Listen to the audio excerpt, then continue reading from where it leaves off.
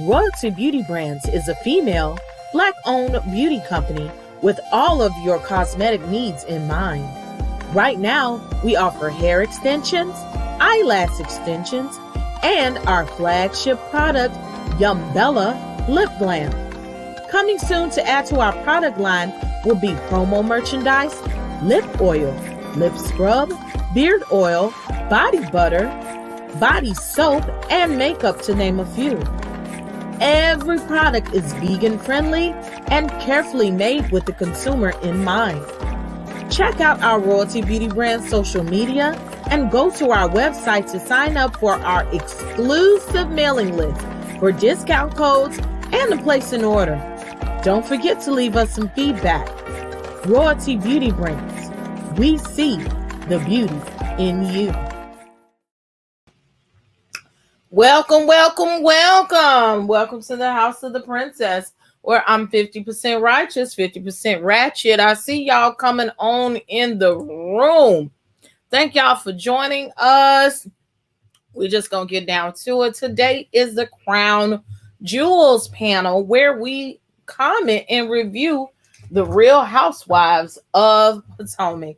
So these are your faves, and I'm your fave, and I am going to host this show with my faves, okay? So, hey, y'all, some of y'all done y'all hung in there with me last night, and then y'all in here today.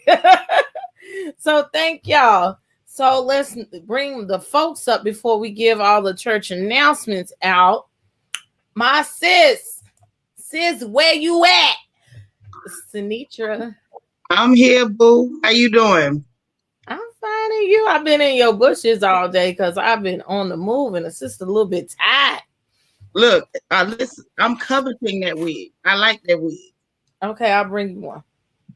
It's called good. Strawberry lemonade. I'll send it to you. Yes, because it's got yellers in the back. You can't see. See that see-through part? That's yellow. It's yellers in the back. That's the lemonade part. Listen, it gives you just a little bit of ratchet. You know, the little pink look, just a little bit ratchet. I know that's right. I told you, me and Papa got mentholated love. We can have some fun with that wig. Honey, when young men's is act right, baby, they love it because you get to cheat without being in the bed with somebody else. You get to keep the same little good loving. That is beautiful. You look good, girl. Thank you. Okay, and next on the roster, let's bring the shadiest person that I know, Mr. B. Shady B, how you doing? I'm doing good. Am I the shadiest person? Oh, you trying to shade me? Hey, Chan, how you doing tonight? Not just a little bit, just a little bit. Just a little taste. Okay, I see you. And my lovely, lovely, lovely girl, Miss Mase Marow, the superstar. Oh, I wish I had. Hey, how you doing? Hey, Princess. Hey, Seanitra. Hey, gorgeous. Hey, Shady. Hey, how are you? Fine, you? I'm doing pretty good tonight. That's feeling good. Y'all looking good. I'm feeling a little bit good. Yeah. I'm not this Mase. Mase is ready to go to the club. She is ready. She got the girls. Like, I'm gonna have to step up my game. But I had wore my Thotonomic shirt today on purpose, you know, because we're gonna talk about a little bit fantastic action. So, you know, I thought I'd wear my Thotonomic shirt. Hey. Thank you, DT. How y'all doing, royal citizens? So excited and lurking. Okay, Mel JoJo 29. I see y'all, hey.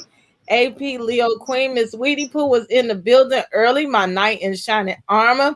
Hey, Watch D, you was waiting on this. We hope that you call in today. I ain't seen you in a minute. Miss Drea, Sassy 1965. Somebody got an echo. Silver Diamond. All the number ones and days twos in the building. I just saw the Songbird. Thank y'all for coming in today. Hey, Miss Lady J. Also, so now that y'all in the room, what I need you to do is definitely share. Share this post because it looked like people is missing it because I couldn't even find the channel this evening so that I can watch. Okay. So like and share this video, but definitely I need you to subscribe to the channel. Okay. Supporting a Black woman don't cost you nothing. Okay. And when you support me, actually, you're going to be supporting all of us, essentially, in supporting our show. Tell people to watch our show. We thank you for watching our show.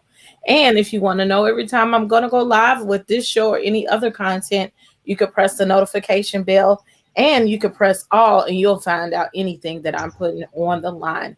Also, down in the bottom right there is scrolling on down across is a bunch of cash apps. Support the people. Give them some gas money, okay? Give them some money to buy some drink, okay? Give them some money. Give Mase some money to put some extra oil on the TED Talk she be showing every time. So she can shake it. I need to buy some more socks to prop them up. Are you serious? They look good. Girl, you gotta put a sock underneath to get it up. Oh, see, now you done told the secrets. You should have told the church the secrets. We don't know. Hey, Miss Marcella. I don't know why there was no notification. I might need to share it. It's not even on my page, so I don't know. But y'all finding me anyway, okay? Thank you. Tell your friends. Look, I'm thirsty. I done did my walk for the day, and I was sweating down all in my back, trying to get home so we can do the show. It just means it's working. Yes, it's working. And I felt better walking today for some reason. Mm-hmm. You know, after the hardest thing when you start working out and start getting back on a regimen is doing it. Mm-hmm. Starting. And once you get a routine and start doing it and it gets easier. I don't know about today. I've been drinking more water the past couple of days, or drinking more, period. Mm-hmm. And I know I felt better. That's good. It really clears your mind. Working out, it really gives you time to think. So I just use it as my mental me time. Yeah, I love to put my little music in and get going. See, yeah, they talking about I was on the IG, on the good old IG, and it said 9:15 in the morning. Look, I barely be up. I ain't gonna lie. Have I ever started? Okay, look, I'm going to look it up, but I didn't worry about it because, see, like Richie and them and Buffy and them, they got like a whole lot of subscribers. And I know that it costs to have a texting community.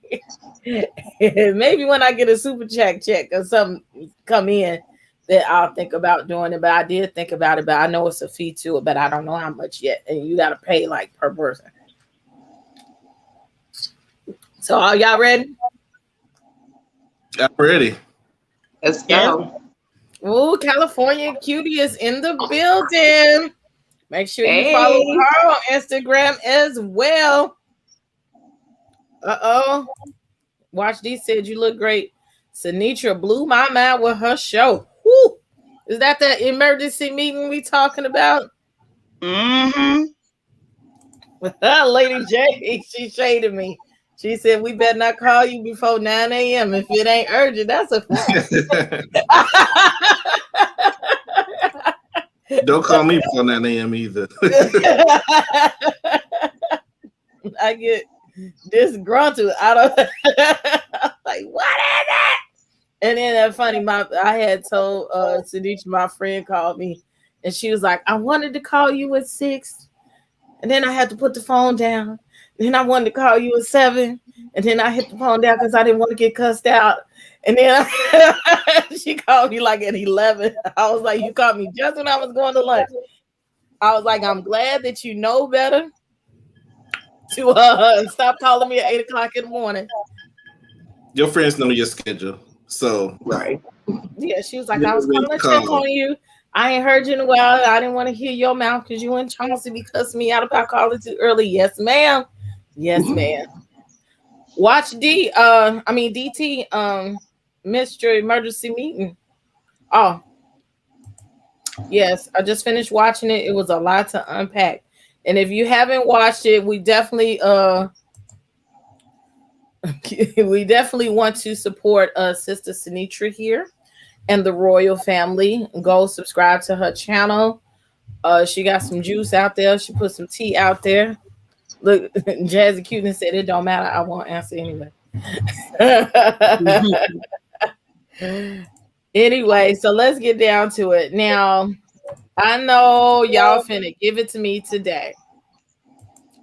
The show starts out with Robin again, laying her lazy ass up in this bed, saying she's depressed, not waking up these kids until 3 minutes before school start, passing on this spirit of laziness upon her children and nastiness. To me, it's nasty too, and I'm gonna tell you why. Upon these kids. And meanwhile, Wanda got up and went to work and took a run and probably wouldn't visit his woman and came back, and this woman is still in the bed using the pandemic as an excuse. Now look, I do know depression is real.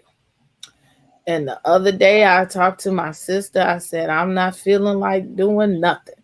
I really don't feel like getting up going to school. I just don't feel like it mentally. But guess what?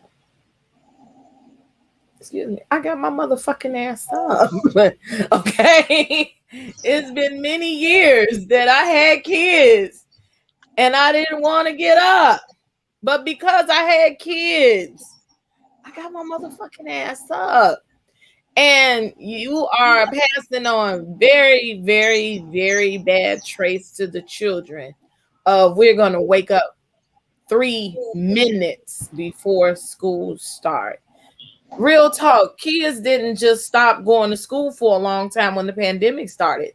They were going to school, and the school system already knew that the pandemic was happening and that they were going to sit down. Trust and believe, everybody knew, because I knew that my kid wasn't going back to school a month before the school system called it. Why? Because the birdie told me. And somebody else that I knew worked for the feds, they had a letter to say that they could travel through the system before the pandemic was announced in the beginning of the month. And they told me that it was going to be a lockdown by June. I knew that. So they had these systems already in place for your kids to be in school. So they weren't out of school a long time. All they had to do was transition, and you didn't have to get up and take them. But why wouldn't you make sure that your kids were up? Okay, you ain't got to wake them up 2 hours of school, because I'm a person that don't get my kids up to school. As soon as I can get their independent asses up and say, you get ready, you get up, wash your face, you get up and brush your teeth, get up and have you some cereal, get ready, get on the bus. I'll sleep through that. I'll get up and walk you to the bus station. You don't have to go nowhere. So get them up at least 30 minutes prior to school. Make sure that they watch they behind and they are presentable for their Zoom chats at least, okay?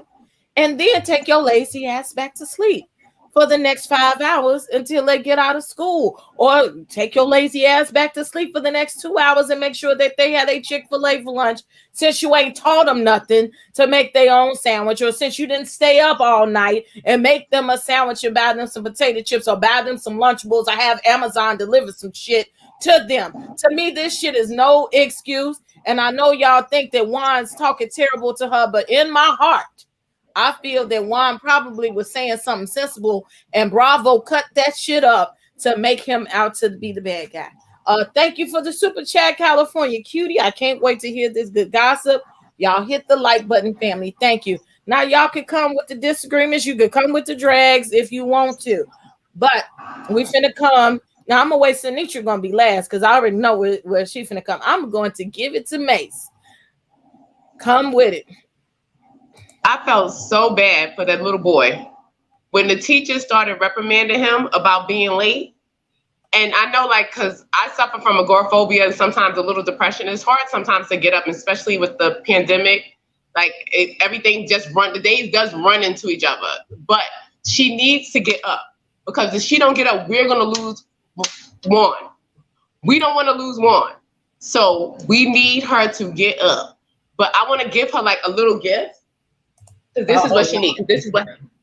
This is what she needs. See. Like Seanitra said, she needs to go and wash up. So we're going to give her some soap. We got the washcloth, and she needs to get a good wig. She needs to get a wig and like put this wig on. And then she needs to get an apron so she could go in the kitchen and cook. Cook for those kids. Those kids are hungry. And she needs a good pair of stilettos to keep Juan interested, because he is bored to death. He's looking at her in disgust, and we cannot lose him because he's the only thing that's keeping her on the show at this point. I think she can do without the wig, because you know I do my girl stuff. Her hair is boring. Her hair is boring. Juan is tired. You saw how he looked at her. He was disgusting. Ooh. She's boring. She need a little spruce up a change. She boring because she sleep all the time and ain't throwing that ass back. Man, I wish I had a man in the house during the pandemic. See, that's what she wouldn't have been able to walk out she could just teeter around the house. Like, she put stilettos on. She don't even have to do anything. Just teeter. Like, teeter to the kitchen with her apron. You know, keep him like a little interested. He wouldn't be trying to leave out because he was just totally in disgust for her. Mm-hmm. And I didn't like it. But I think, yeah, like he was working. He was actually working. That you saw a clip where he got up the kids up, but guess what? This man is working. Woman, you are at home in the home. That is your job, to mother them babies and get them up. You do the one shit. I wish I had somebody when my kids were young. That's all I got to do is get their raggedy asses up and go to school, baby. Bye.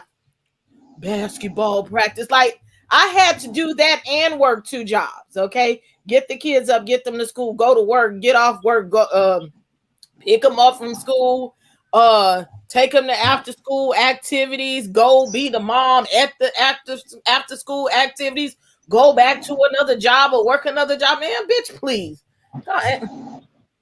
And all you got to do is spread your legs from left to right, girl. Bye. Cook that man a meal. And I had to come home and cook because I was hungry too. Unacceptable. Unacceptable in my eyes. Shady. I agree with you. For me, as a healthcare worker, I just don't have any sympathy for anybody complaining about the pandemic. It was so hard for them while you're sitting at home. You know, me personally, I had to go to work even when we didn't know how bad the disease was. My job description changed. I'm doing temperatures at the gate, of my job. I'm not clinical, but I'm doing clinical stuff, getting put on the front lines. So for her to say I'm burnt out, and all you got to do is wake up the kids. And I don't think the kids brushed their teeth before they got on the computer. They didn't do it. She literally said 3 minutes before class and say she needs 9 hours of sleep. Where they do that at? I can't remember the last time I got 9 hours. But I mean, I just don't have any sympathy for it, but I do get depression. I understand how it affects people, but it's coming across as very lazy and spoiled to me. And I just can't sympathize with it. I'm just cut from a different cloth. Sis, what you thinking of? I think we still talking about Robbie. That's what I think. I wanted to say the best is the last for this situation. I'm just saying I ain't really got a whole lot of smoke for her. We all know at this point, Juan is tired of her. We tired of her. It looked like the children tired of her. The children teacher is tired of her.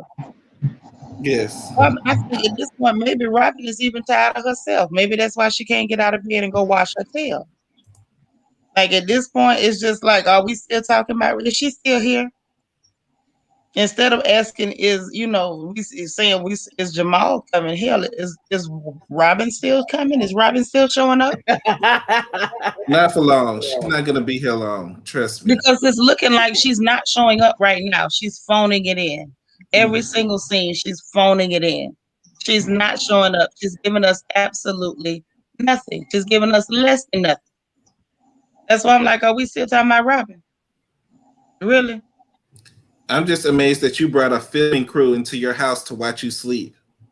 I'm just trying to understand. Juan got up and opened the door for the film crew. I mean, you have people in your room watching you sleep with a camera. And Bravo and so shady. They did the hours. They like, she's still sleeping. Yeah. I couldn't go to sleep with a camera facing me. I mean, I don't know. Maybe she thinks it's cute to act like that. Like she's gonna try to make this her storyline. Like, I lay in bed and I don't bathe. That's her storyline. I'm thinking, out of all the storylines she could have picked, I honestly believe she could have done better than Unwashed. I think she could have done better than Unwashed. That's all I'm saying. Even Robin can do better than Unwashed.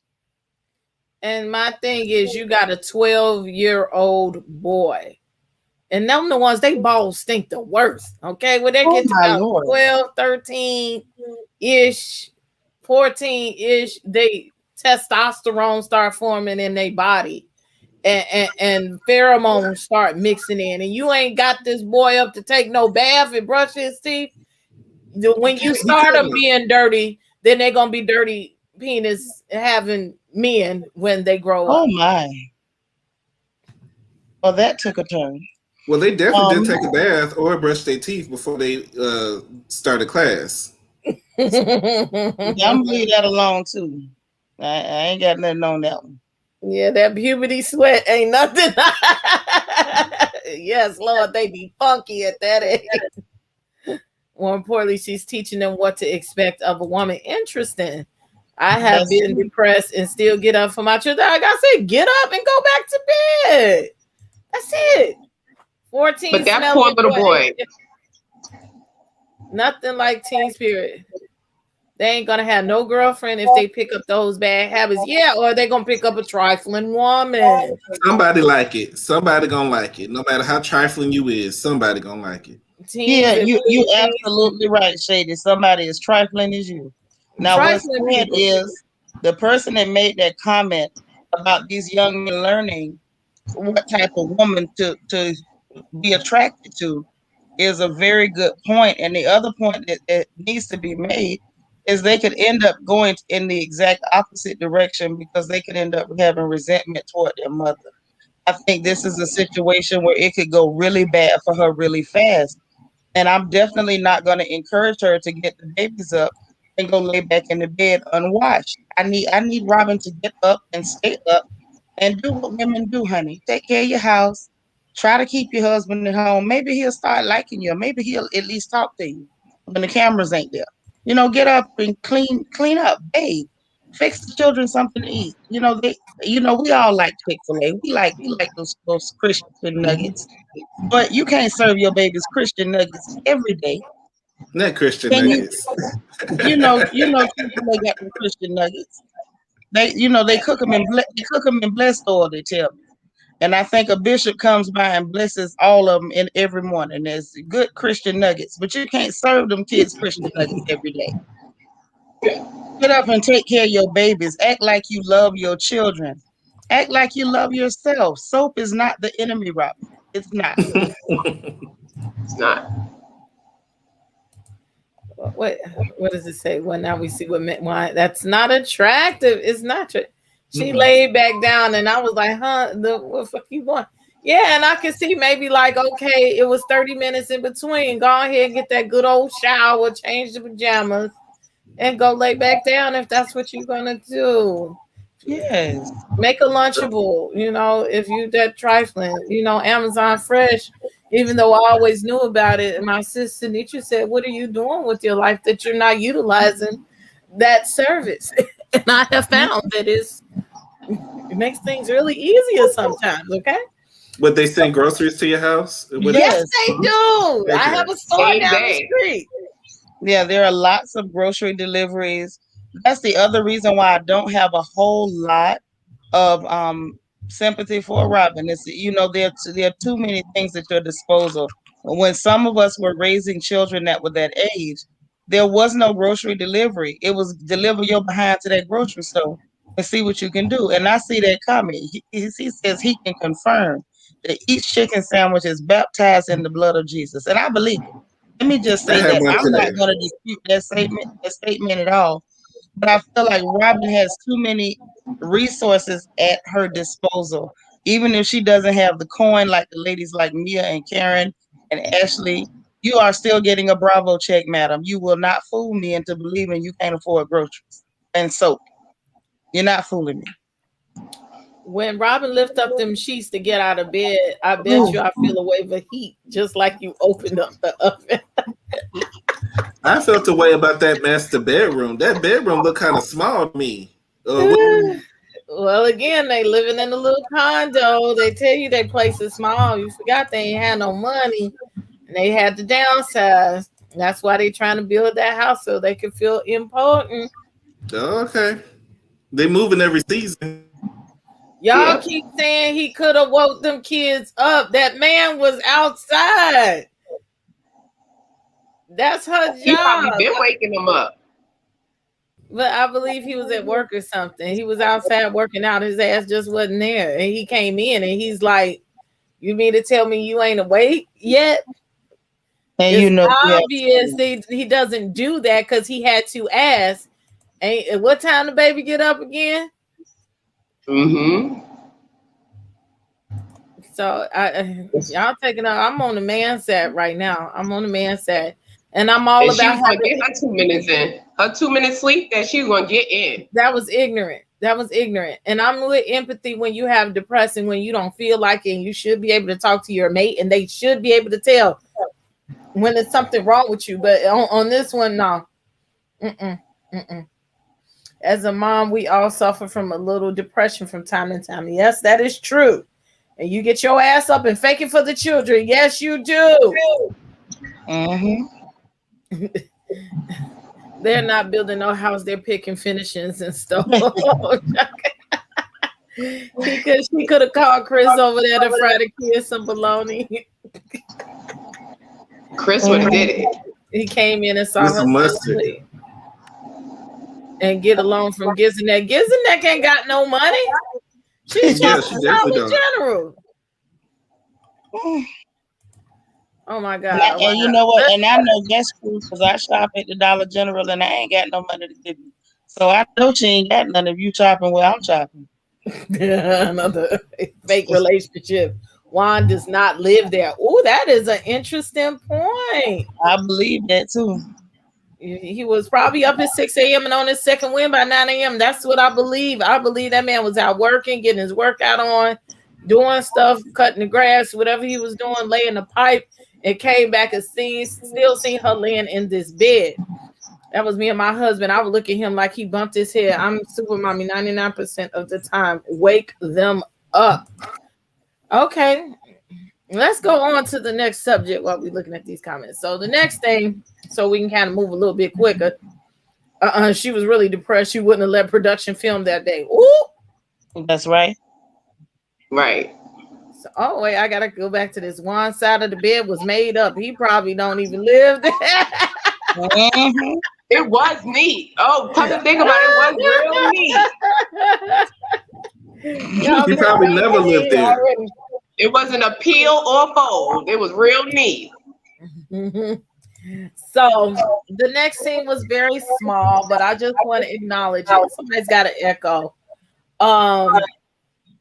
LaDom was making a call, and I just think that she looked gorgeous.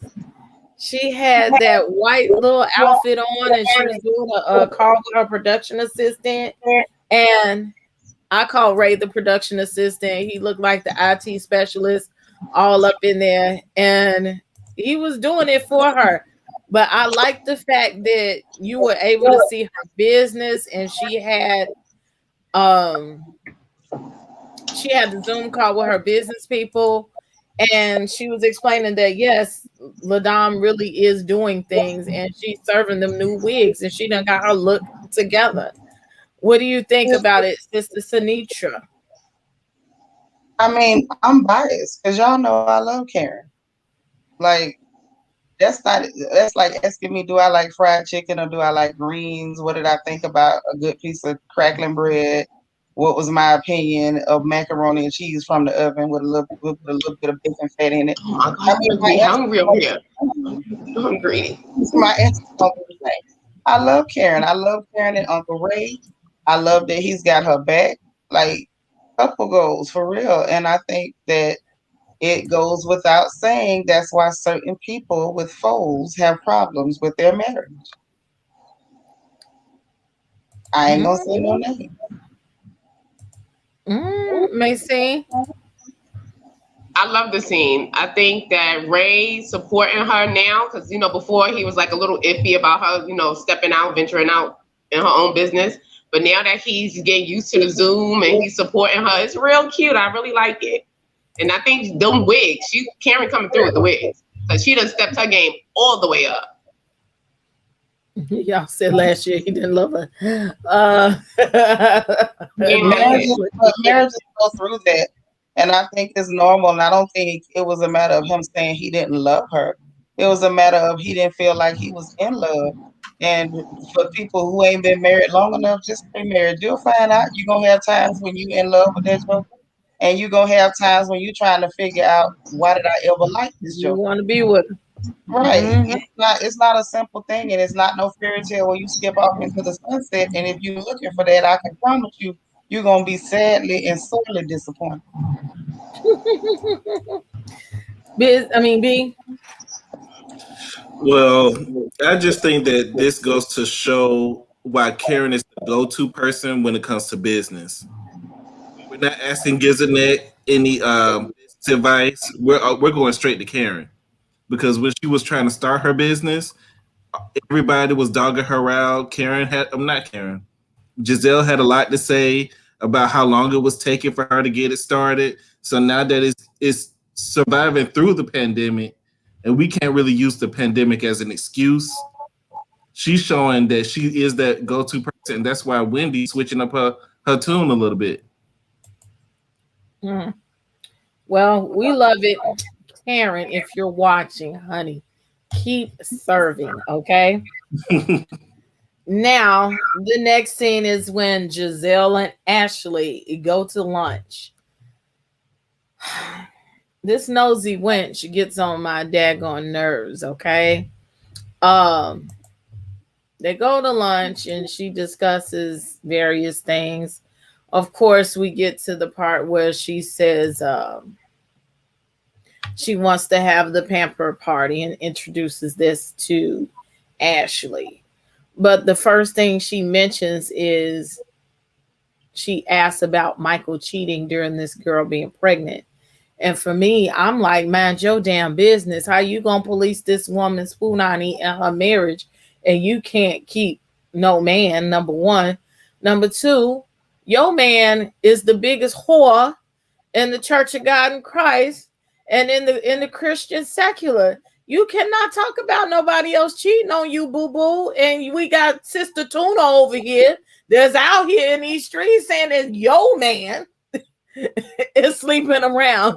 Baby, you need to have the whole stadium full of seats when you asking about somebody else's eggplants and where it's dipping into and who they cooking ravioli for. Okay. And then they touched on Mia. They just so stuck on this woman and her coochie and what she doing with her coochie and her having surgery on her coochie. Get over it. Maybe you need a new coochie or something, and maybe you could get that snap back for somebody else. I'm just saying. Then she mentions that she does want Mia and Karen to come to the party, and Giselle really didn't want to have either one of them coming in, so that was problematic. Thank you, evangelist and writer Valerie Robertson Smith, for the super sticker. Mwah! Thank you for the donations to the chat. Shady, what you think? I think you should always be careful of somebody who's always bringing up negative stuff when you're having a happy moment. She's about to have this baby, and you want to bring up cheating rumors because while you was pregnant, that's what you was dealing with. So you want to project that on Ashley. We already know what Ashley is very aware of what's going on with her situation. I think she's more aware than anybody else. I think she has a plan. I think the next time he do something, she already got a plan set up. So you don't need to worry about what Ashley is doing. Make sure your shack is set up and your house that's connected to your shack gets enough electricity. And so you can just move from place to place. That's all you need to be worried about, and you and your kids. But Giselle, to me, is coming off as that mean girl. Once again, want to ice out Karen because you're mad. And I think that she's gonna like Mia as long as Mia's kissing her butt. So I think she still can You see, know that ain't happening. or if she can use Mia to get attack Karen, she's gonna do that.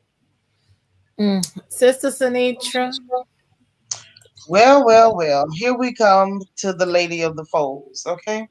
Well, first off, I did think it was extremely tacky for her to be bothering Ashley about Michael's infidelity at a time like that. Number one, why are we beating the dead horse? Everybody knows that Michael, Michael plays around a lot. That's just it. It just is what it is. Every few months during the season, you can kind of set your watch by it. Michael caught cheating again. Michael caught cheating again. I don't even know why people still report it. It's almost like reporting that the sun came up. You know it's gonna happen. Get over it. And I think Ashley is completely over it, trying to bring up the nanny. I mean, it was just desperate. And I feel like Giselle is so miserable that she's trying to create company for herself. She wants somebody else to be miserable with her. And I can't say that her man is cheating because she ain't got no man. You And ain't got no man, Tommy. I'm not going to put no pressure on her like you can't keep a man because keeping a man is not the holy grail. However, Mhm. However, when you did have one, he was everybody's man. He wasn't even just yours. As we used to say in the country, that's a much right man. He was much right your man as the lady down the street. So, you need not to be trying to rain on this girl's parade and make her miserable while she's carrying her baby. The whole problem of her worrying about Karen coming to that party.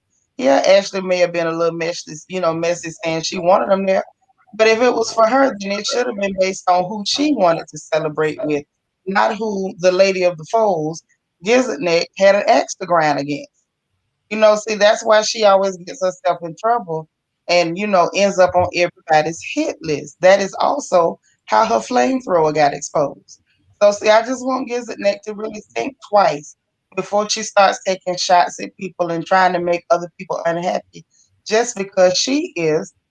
And I agree with what you were saying that she would like Mia if Mia would kiss her behind, which wait on that because I don't think Mia's that kind of girl. And I don't think she's gonna be able to manipulate and use Mia because Mia seems to be a whole lot smarter than Secret Squirrel. See, she can put a battery in Secret Squirrel's back and she'll take off and go to the races and be so excited that they're talking to her. I don't believe that Mia's battery operated. So that takes her out of the realm of what Gizzard understands. Okay, now she understands things that are battery operated, but people who are not, I think that's kind of outside of her scope. What y'all Miss think? Mase.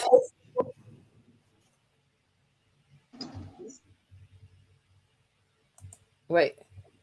You muted yourself. You on mute, girl? Okay. You hear me? Yes. Yeah. I'm back. Okay. I think, like you said, as long as someone's kissing her behind or following her around, she's here for it. But I don't think Mia's going to do that. And I do think it was kind of rude for her to bring up all the past with Ashley. Ashley's about to pop and you're being rude and you're trying to bring up Michael cheating. Like you said, everybody knows he cheats. Ashley knows. Ashley's not no fool. Ashley got a contract. So she's probably waiting for him to cheat at this point. And second of all, with Mia, I don't think Mia's going to kiss Giselle's butt. I don't think so at all. Mia seems like she's her own person. Oh, she is. But guess what? I got a surprise. It's somebody at the door. Ooh. Who at the door? Debs, what you got to say? Hey, Hey, that's how's my it going? baby. What's going Hey, on, y'all?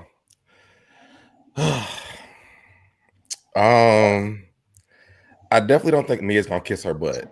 I think Mia's playing the game. Karen gave her notes and she's following the instructions that she was given to her. I kind of hated this conversation because, like you guys are saying, Giselle bringing up Michael's cheating was it was really tacky to me. You are the last person in the history of Housewives that should be giving me advice about my man cheating on me while I'm pregnant.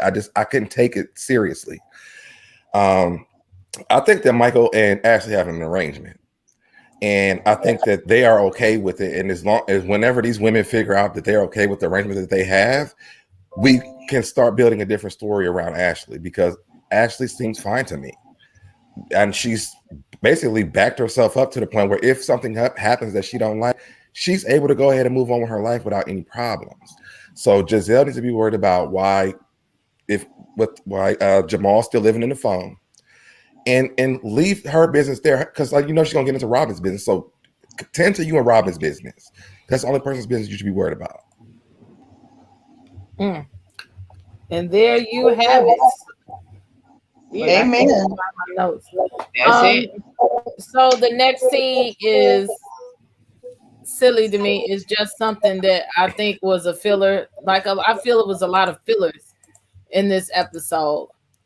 Robin up in I don't know, in the garage or something.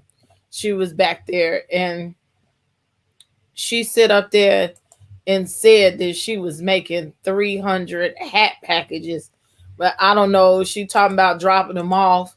But from what I know, as a very, very, very, very, very, very, very small right now business owner, soon to be a multi-millionaire, one thing I do know is if you schedule a pickup with the post office, that they come and pick the shit up. Okay. First thing in the morning if you want them to, okay? I'm just saying. So, and then you sit up here packing all these orders. Like, it was just something left to be desired. I knew it was a reason to bring, I call her Ask Ale, but a scholar into the fold. And I never seen people that want to pack boxes in your high heels. Like, for real, I don't give a daggone who you are, Wendy. All of that shit was fake to me. Mm-hmm. Come on, Seanitra. Like, you ready. You already ready. Child, you know what I think about that. Them people was putting on for them cameras. Ain't nobody buying them hats. Okay? Ain't nobody coming to see you, Otis. Ain't nobody buying them hats. And I'm not buying this story. It's nonsense. And I want to make a point for her depression. Y'all say she's so depressed that she couldn't get up and do shit, but she managed to get up and pack 300 boxes for this business and to do this scene. Man, she kissed my behind with that. But at the end of the day, I said before and I'm going to say again, I have not seen one person in real life with them hats. I ain't seen nobody in the hats. I ain't seen nobody at the Fish Creek with them hats.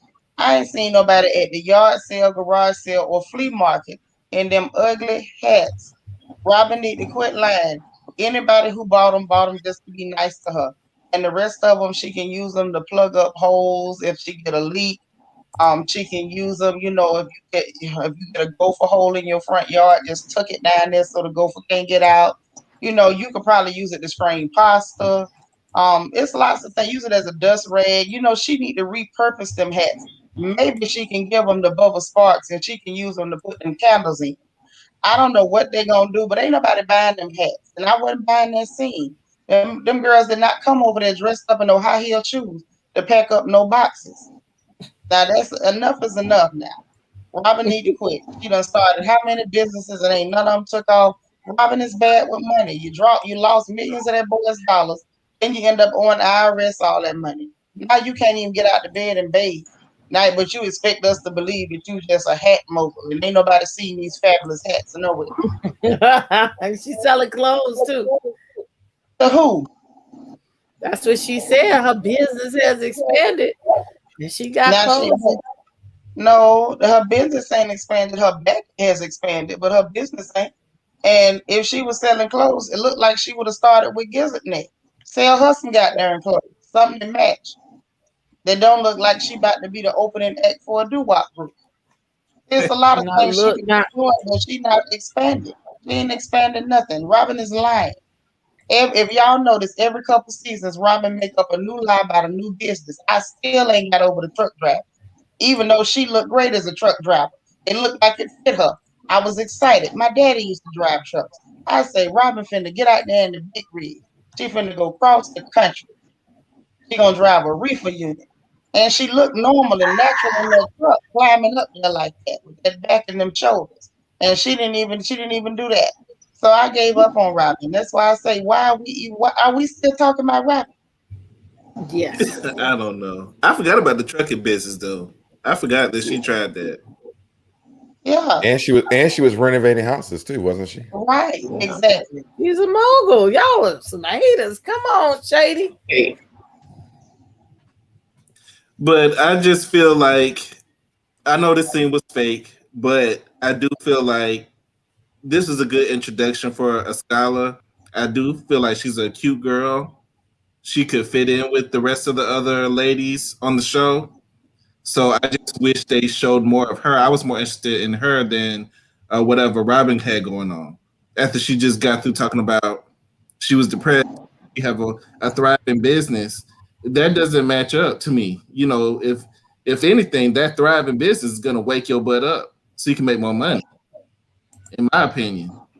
But Facts. But look, she was selling so many hats and clothes during the pandemic when people wasn't leaving their house. And where were they going? the lies, the lies, the But lies. she didn't want to open a storefront. If you were expanding, you would get a storefront, and then you would still have your warehouse as well. She didn't want to do I that. mean, So she even if just she wanted. didn't go get a brick and mortar, we would have seen her footprint somewhere online or in social media or somewhere. We have not seen these fabulous clothes. She's giving me very, very much She by Sheree spring, summer, fall with these joggers. Now, we're not finna sit here and pretend like this girl really got no business. That's what we ain't finna do. At least Makes she had makes fashions. well, at least we know why she tired. She moonlighting for the PPO, the But Potomac Post Office. That's why the hats ain't sent out because she working there. was anyone concerned about the workers that she was having? She said she had part-time people who help her.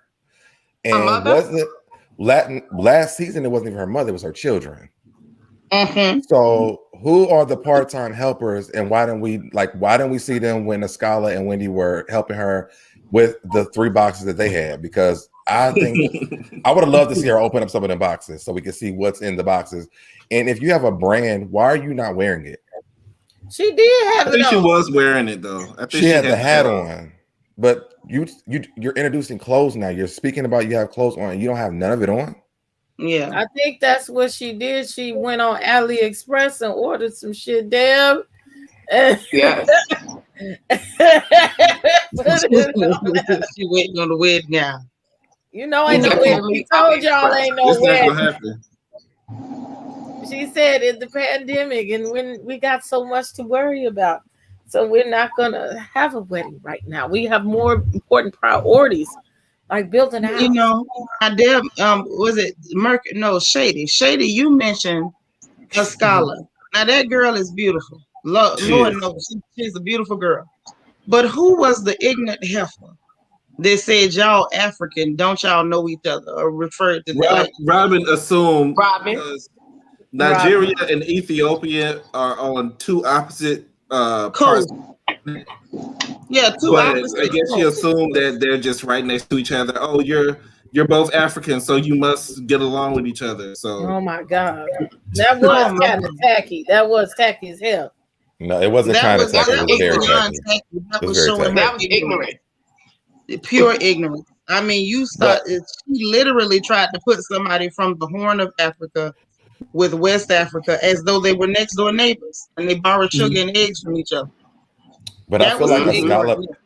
I feel like a scallop hated because she's gonna be Robin's replacement. So she's like, "Girl, She whatever is. you want to say it. Let's go. Walk me through the routine, how y'all do things." Because next season she's probably gonna be Giselle's best friend until she has to get out of Giselle's friendship role, and then she's gonna write. I liked her a lot. I think she's a really beautiful lady. I liked her. I love the fact.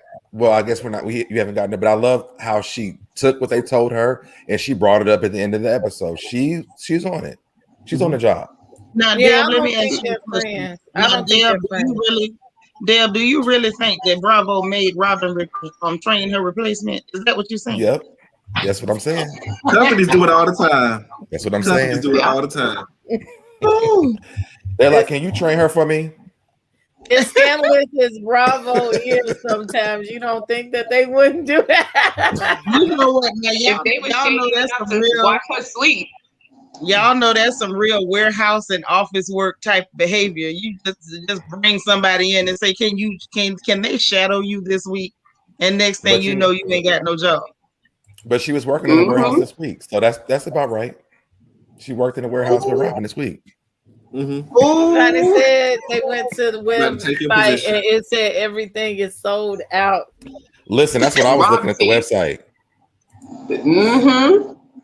But if you only have 10 in stock, That's what I was thinking. Maybe she didn't have a lot in stock in the first place. Robin works for the post office. You have a lot of stock, so you're gonna sell out easily. Yeah, she tried to speak in an African accent too. So the other end of this season, this segment, first of all, Wendy comes in with her heels and she explains that she is getting a home essential line and she is starting a business as well. And Robin have nerve enough to look at her like, "Bitch, please," and cringe. And she also mentioned that she is Zinwin. Oh God. And she mentioned how Robin had come for Karen during the dinner, and Wendy was like, "Well, I just didn't want y'all ganging up on her, and Robin wasn't for that." So I think that might be a little bit of foreshadowing for some things to come because Wendy's supposed to be tight with Robin now, and she ain't like it. What do you think, Mase? I think that's going to be another big mess because Giselle already had put Robin in her place about not defending her. So she felt that she had to do it. So that's why she confronted Wendy like, "Wendy, why did you stop me from defending her? That's my woman. I got to defend her. Like, what are you doing?" But that's going to cause a whole lot of problems. I want to see that play out. Shady. I think Wendy is being very strategic this season. I think that she's aligning herself with the right team. Nene said, "Get your team to help you out," and that's exactly what she's doing. She had to get off of that Giselle train because she knew that it wasn't going nowhere. So now that she's trying to start a business, let me align myself with the business person and just try to distance myself from Jezebel. So I definitely see there's gonna be something brewing down the line, but Wendy, she needs a little bit more help because Karen just asked you basic questions and you didn't know the answer to it. I need you to have a better plan when you're trying to start a business. Those are basic questions that anybody would ask. So I just need her to have more than one candle. I'm gonna need for you to have a business plan. I'm gonna need you to have more than one paragraph that's written down about your We business. ain't even got to that part. I'm sorry. You dragging from filth already. This part, I had to leave this comment up because it's just hilarious to me. But go ahead, Debs. I was actually going to comment on what California Cutie said because it's basically the same thing. But she was tired, y'all. So y'all, last season there were hats, but she's been tired since then. So she can't make new hats because she's been tired. I forgot what the question was because I saw it. I wanted to make sure We're I talking kept about that. them introducing scholars, and mentioning that Karen drinks a lot, and also Robin getting shifty at Wendy for telling her not to jump I on think Karen at the party. I think it's irresponsible for them to keep pulling up this alcoholic thing. I mean, they did it with Monique, now they're doing it with Karen, and they're trying to give this that Karen to Giselle as well. But I think it's irresponsible. If Karen wants to drink at home in her own privacy, she's absolutely able to do that. She's at home drinking with her husband, and she told them she has a party. And you know what they did was they actually gave her an alibi, because if Karen drinks at home in the comfort space of her own house, there's nothing wrong with that. And she told them that I have parties, and Ashley said, "Is it a party of one?" Absolutely, because that's the type of person that Karen is. She don't need y'all at her house to party with her. The party is her and Ray at home, or even her by herself. If she feels like she to talk to y'all, she don't come to your house. She gonna call you on the phone and talk drunk shit to you. I do that, so I'm cool with that part. Yes, he does. But look, during the You know that. pandemic, it was plenty of YouTube channels and Instagram channels where people were sitting there drinking every day. It is a fact that liquor sales went up and wine sales went up during the pandemic. So people was getting wasted. And remember when she did that live with Monique that time, Karen was Ray was like, log off. Seanitra. She was lit. Well, I just feel like at this point they're desperate for something to say about Karen, and if that's the best they got, I'm going to sleep. Like we know Auntie like to have a drink every now and then. I like to have a drink every now and then, and I feel like people, how much of a stick in the mud do you have to be before that's your go-to? That somebody had a drink. Now, I mean, if you could say that you caught her with, Methany and the crew, then I could see you saying, "Oh, this is a scandal." A lady from that generation who likes to have a cocktail, like, I guess we should be clutching our pearls, but I just can't seem to buy it. Like, that lets me further know that this lady must really have it going on. If that's the best you can come up with, is that she has a drink. Really? That was a lazy read. It was lazy as hell. But can we even talk about this? Look at the glow up of Karen. Like, Karen, this season looks amazing. Her Instagram is popping. Her business is popping. She done bet up new business. Karen is popping in every type of way right now. So of course they hate her, because everything they try to do, they can, even Giselle looking the way she looks, cannot even compete with Karen. Yeah. So of course they hate her. That's what they do. Now, if the tables were turned when Giselle would have done this, they would have all been like, why are y'all talking about Giselle? But Karen is just serving everything that she knew what the assignment was, and she gave it to us. She knew what the assignment was. So next scene. Yeah. We're gonna skip one and bring back to it. Candace. Okay, she's sitting up in the house, and Chris cleaning up the house and cleaning up the bar, and he started day drinking. She was with the shits, and I just found it so convenient that she said if my mama was here, then she would talk about us day drinking. And 2 seconds later, her mama called and talk about them day drinking. Okay, that was too damn convenient. And then I heard her say, your kids is hungry. Let me go. You need to go make the kids something to eat. And it was just, that made me feel some type of way. And she tells her mama that Chris is her husband, and she was like, sis, go ahead with that. And I think she do stuff knowing that her mama is gonna say some slick shit. Like, I guess during the pandemic she couldn't come in like that, and that's why they had that cutout in room. What do y'all think of that, Mase? Open it up. I think we know why that life size cutout is there, because Dorothy's present needs to be in the building. But it was the little girl for me. That little girl who ran back, she can act like she was coming down the stairs, and she was like, I'm not going to even be a part of this fake mess. That was with Karen. Karen. Wait till when the mom pulled, and she was telling her that she was the manager. The husband jerk, that her husband was a husband, and she told that he was trying to get a hold of her money. Yes. That was this week too. See, No, this is why Dorothy needs to be around at all times. Dorothy needs to watch the wallet. She has to, because Candace don't got no sense. Shady? I think Dorothy's contributing to the rent. For her to have a cutout in her own room and bathroom, I think that she's splitting the bill. I really do. I'm not saying that they don't have the money, but for somebody to have their own room and a cutout in my house, they got to be paying some type of bills. And I do feel like sometimes we want people to say certain things, so we let them know certain things. If I didn't want you to know that he was the manager, I wouldn't tell you. If I didn't want you to know he was day drinking, I wouldn't have shown him. So I do think that she subtly lets her mom see things so she can go off, so she can have somebody to blame, so she can be the victim once again. Do you think she when you say that, do you think she be living through her mom and her mama be saying stuff to Chris that she really want to say and ain't got the balls to say? I think it's vice versa. I think they both live through each other. I think they're way too close for her to be so grown and married.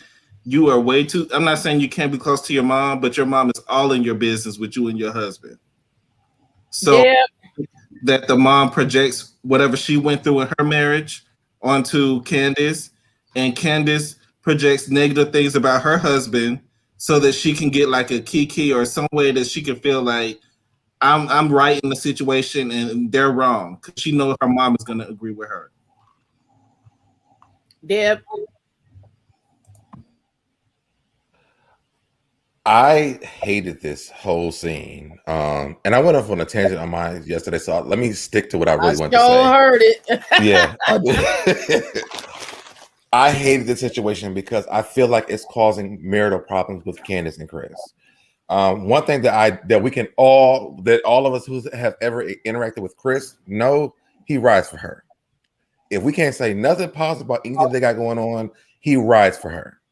So I feel like that it's just so disrespectful. And I'm not a Candace fan at all, but this was really disgusting to me. And I said, because of my personal experience, I hated it. She was so dismissive of him being a manager for her. But Dorothy, you're kind of doing the same thing. You let them live in your house. And when she came onto the show, the life that we needed to see was because of you. So you're kind of like, she's actually kind of dating her mother in a man's form.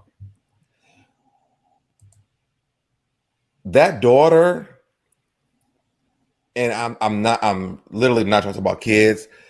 That daughter, the way production is showing that daughter is weird. And I don't know if any of y'all seen this, but It looks weird. Like she's running across the room. Then she's on the steps. Then she goes back up the steps. Like, it's like she's not comfortable in that house. To me, I'm like, what is going on? Because the son is cool. He's like, I got this. We'll do this. We'll do this. That daughter is like, girl, I feel. It's almost like I forgot what the movie. I only seen the parody on Family Guy. But when he was riding down, when he was rolling the little bike down the hallway, and those two girls was like following, like what's that? And then they at the hallway, they're twins, and it seemed like that to me. So I'm like, please stop showing his daughter, because they're showing his daughter in a very bad light, and it looks bad for Candace.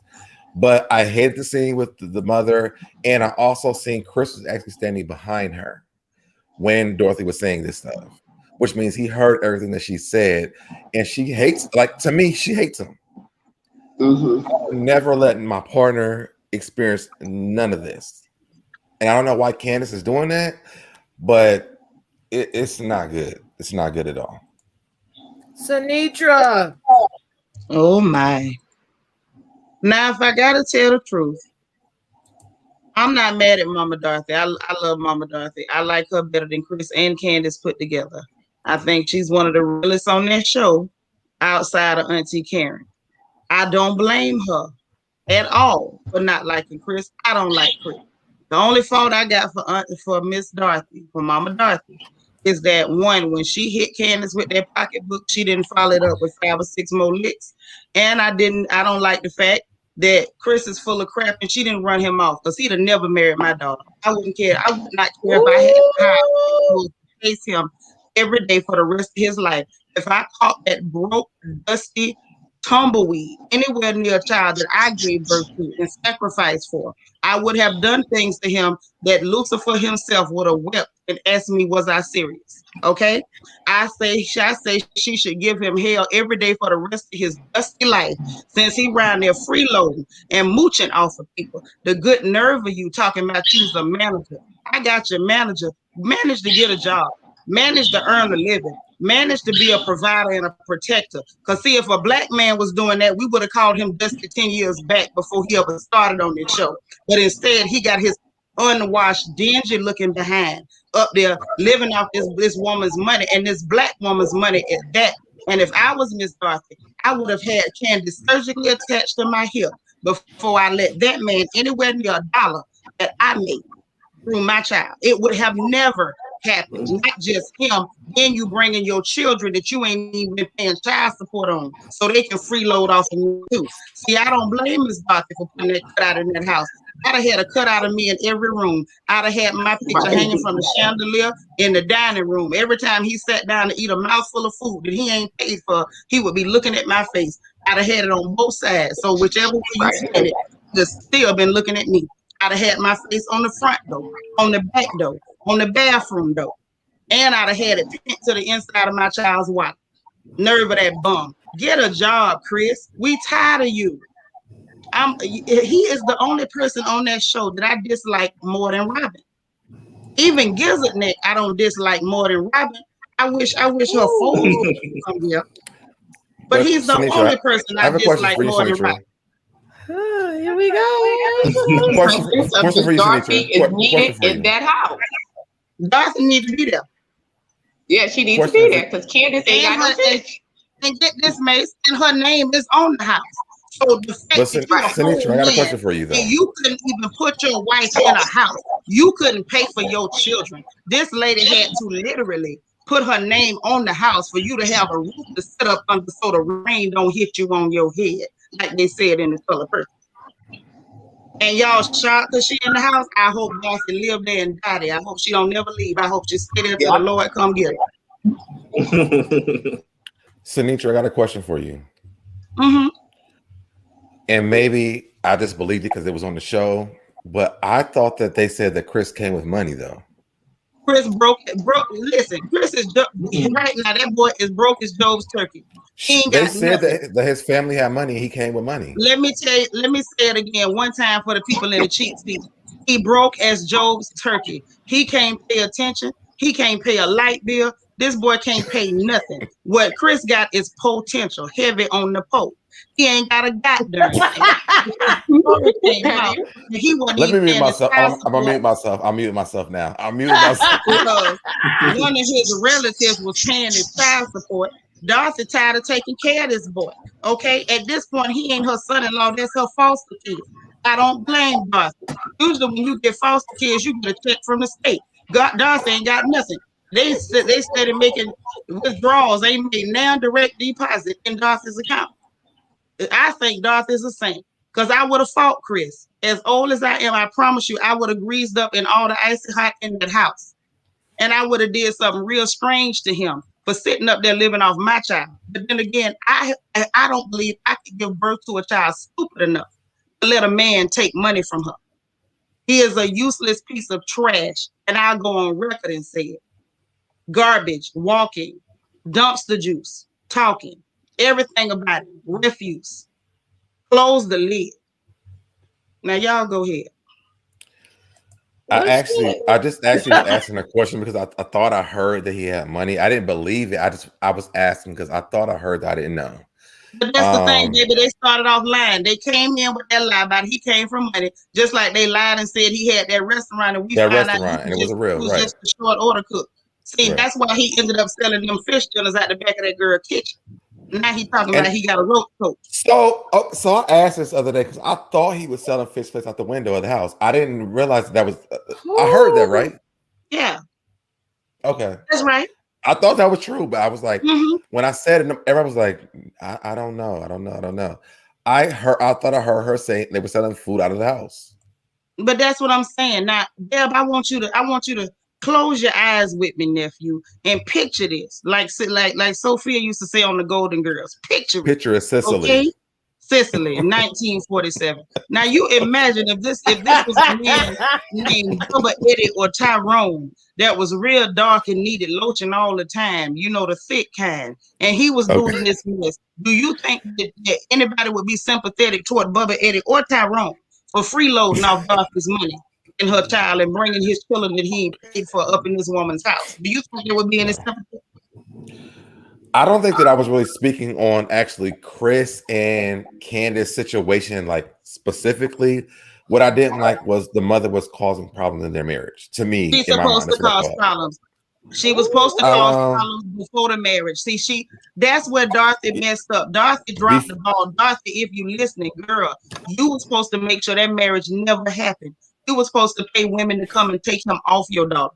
You were supposed to sick dogs on him, Dorothy. You were supposed to pay people to beat him up in the alley next to the bar. This was never supposed to happen. See, Dorothy just moved too late. She had a spirit of delay. I done told y'all children about that. See, that's what happened. Dorothy was procrastinating. And now she got to try to run him out the house when she should have never let him get in the house. That's what Dorothy messed up. I agree with she should have done it before, but now that they're married, I think that's not good because one, do they have a prenup? Like, is she going to be liable for him after they if they divorce? Like, She I think that liable she's for him now. Get rid of him. He's a liability. He's a bill. He ain't brought 50 cents in that house since he married that girl.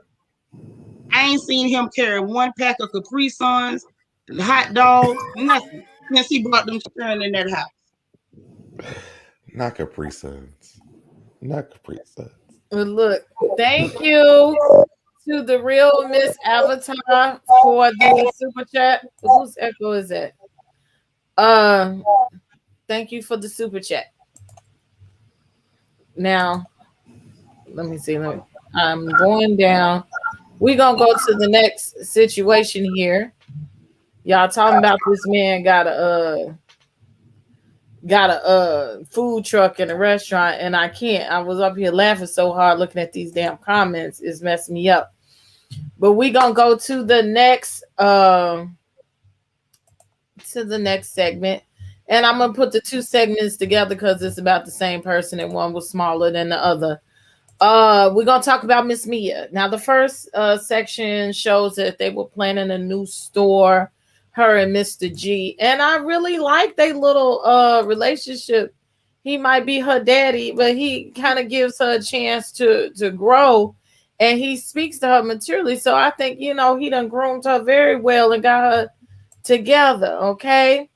In the next season, oh wait, she talked about getting a massage for the party and whatnot, and it was just something weird about that. She wanted to be freaky. I think she wanted a happy ending, but he wasn't tripping about it. You know what I'm saying?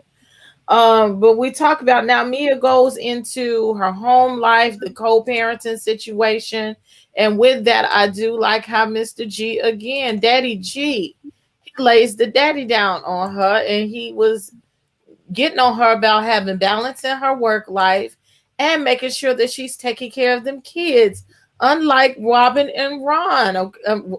Okay, she gets up and she goes to work and she take care of the kids. Okay, she has a good co-parenting relationship with the baby daddy.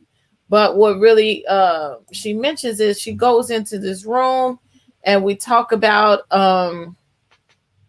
her being a foster child, her mother losing her to drug addiction, her daddy being in drug addiction, and her being in the system, which explains a lot to me about maybe the way why she acts a certain way or does certain things, stripping all of that. I think she really knows about the streets and stuff like that. So, well, not the hood streets, but she know what it's like here when it get a little rough around the edges.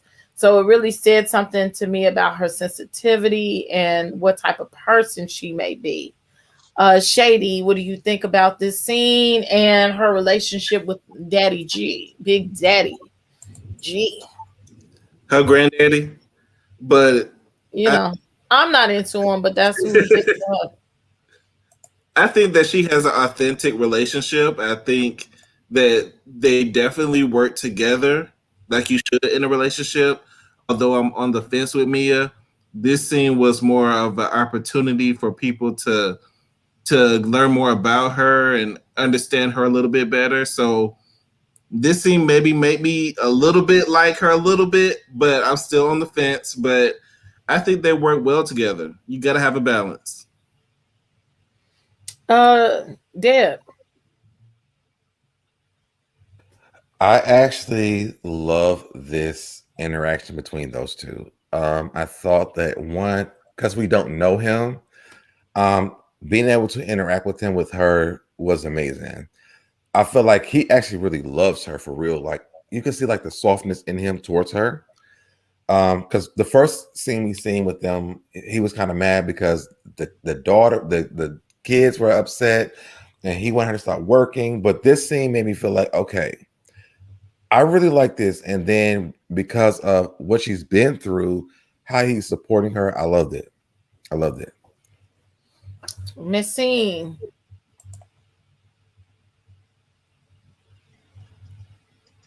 I really like this scene, and I really like Mia, and I like Mia and her relationship with her husband. It's so cute. I like the way she shades him being elderly. Like she throws a little shade at his age. It's so cute.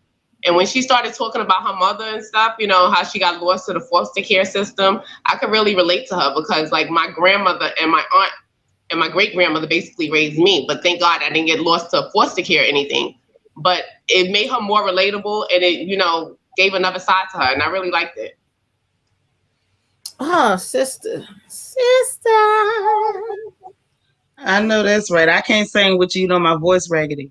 But you know, I already said, like, I love Mia and G's relationship. Love it, love it, love it. You can tell they have genuine emotion toward each other. They're not putting on for the cameras. They let you see, you know, the cute stuff, the not so cute stuff. It reads like a real marriage. It doesn't seem contrived. And I rather enjoy that because I think a lot of the other ones are putting on, you know, pretending they live in the same house and they got neatly made beds. Y'all know what I'm talking about. So I absolutely love their marriage. I like the way they relate to each other. When she was talking about her situation with her being in foster care and how things hurt her and everything, he was so warm. You know, he was such a man. Child, that bass in his voice or whatever, how he was looking at her and stuff. I say that's how they got them children. Like I seen all that. You know, you can't fake passion, and Bust it you wide can't. open. Yeah, and it's like you can't fake passion and you can't build it either. Either you got it for somebody or you don't. And I think that they have a beautiful marriage. I can't wait to see what else they got, you know, in store. Because these are the people, y'all, that said that they was busting it down in the Waffle House bathroom. And I'm gonna need y'all to remember that. So I think they got some spice for us, but I really love this couple. They nasty. I wonder if he take pills, but it's okay. That ain't none of my business. I don't want to know about Mr. G stuff.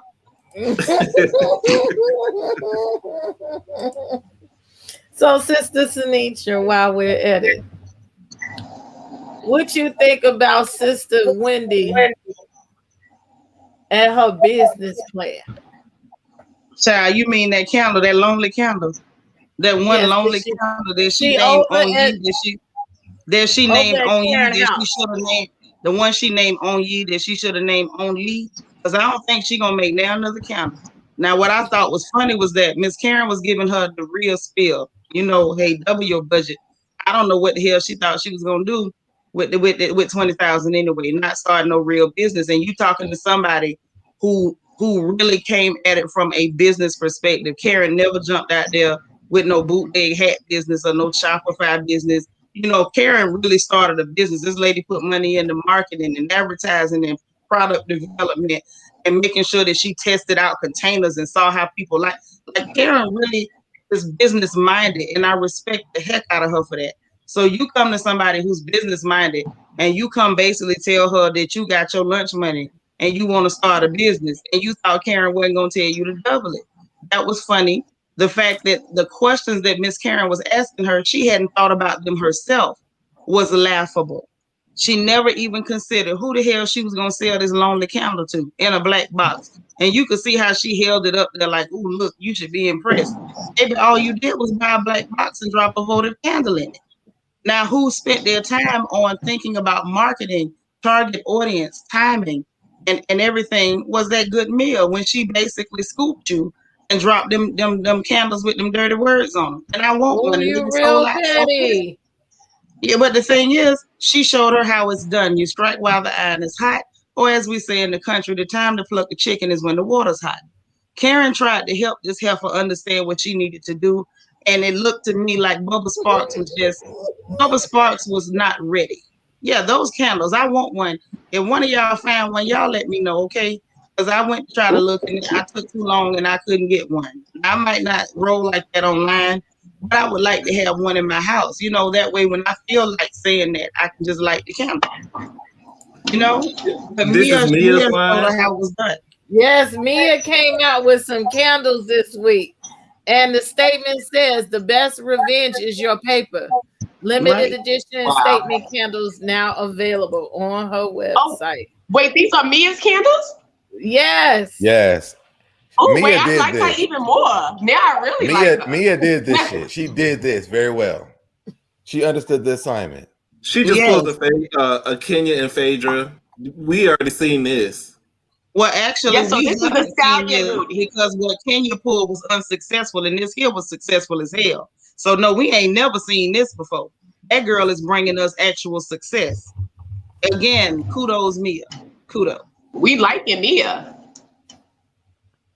This was petty as hell, but I love it. This is petty level 1,000. And she said, let me show you better than I can tell you. A Thompson Farrier collection. And then just the fact that you gonna say, don't fuck with me. Straight up. She should have got one that said, my hand is in your face. And I what? wonder what don't fuck with me smells like. Like I want to know the aroma of that. As we me can too. One. Me too. I'm dying. Mia, if you're out there, you come across this show or tweet or something, let one of us come get one so that we can review the candle because we are here for it. I'm dying to have that candle. Dying. This is hilarious. We gotta get Seanitra this candle. Oh, I need this candle. She is the summer. I agree with that. I agree with that last comment. She doesn't understand the summer. She is the assignment. Her and Escala are the assignment. I'm trying to take that right now because they're coming in a situation where they need to be placed somewhere. Escala, she didn't give us too much. Mia's giving us everything. Because this is kind of what Monique gave us. But you also now you came in a different way. Mia is going to give us everything that we want from her. And then Scott's going to give us a little bit of dryness because that's what Robin is until she gets in the door. And then she's going to blow up on us too. I'm telling you. She has to replace Robin the right way before she lets y'all know who she is. Thank you for the super chat, Dr. J, 1913. Those candles are not made by Mia. It's for an organization. She had to come clean. Well, it don't matter. It was funny. Okay. And I still want one. I still want one too. Anybody knows where I can get one, y'all let me know. I'll pay double. Okay? Exactly. That's how you clear a bitch. It was the principle for me. Right. Right. So look at here. We done talked about these damn candles. Now it's time to go to the pamper party. Oh, no, it ain't. We got to do Candace and Karen first. And look, after we talk about Candace and Karen, I'm going to open up the phone line so y'all could call on in and you can get your 2 cents put in. I'm going to put it in the chat after we talk about Candace and Karen in this damn scene. So they come with the Kiki and the fake asses of it all. Karen comes over to Candace's house so they can talk about their friendship. They do the small talking, asking Candace how is motherhood, and she says it's challenging but fun. And like for me, honey, you ain't even went through the real parts of being a mother. They already grown when you get them. Okay, try to chase after some babies around the house and you can't eat nothing, and they sitting up there looking in your face, begging all the time, or every time they got to go to the bathroom, or they want some water, or you got to take them every, honey, that's challenging. You got one you got to walk with, and the other one in diapers, and you're taking one to the potty, baby. That's the easy part, when they could go wash themselves, do their homework, put themselves to bed, all that. They don't even talk to you if they don't want to nowadays. But we talked about that. And then, they said, how can we move forward? And Karen mentioned that she was emotionally affected by the breakup as well. And Candace wasn't here for it. And at the end of the day, she was fake to me. She said that she don't trust Karen. And to me, you didn't trust Karen when you brought her over to your house. So what the hell was the conversation for? People get caught up in, they want people to say what they want them to say to justify their feelings. And sometimes you're just wrong. And you have to acknowledge someone else's experience in the situation. B, what you got for me? Like I said before, Candace is a professional victim. She always gonna look for a way so she can she fold that napkin and dot her I. I mean, there was no reason for me. There's no reason to be mad at Karen. Everybody's not gonna have the same opinion that you have. Everybody has a different perspective. And to me, Karen was not pro Monique. She was neutral. So you're mad at her for being neutral and running to your side. The other people that ran to your side, they didn't run to your side because they love you. They ran to your side because they don't like Monique. So when you understand the whole situation, then you can sit back and just say, you know what, I just don't agree with what happened, but I'm willing to move forward.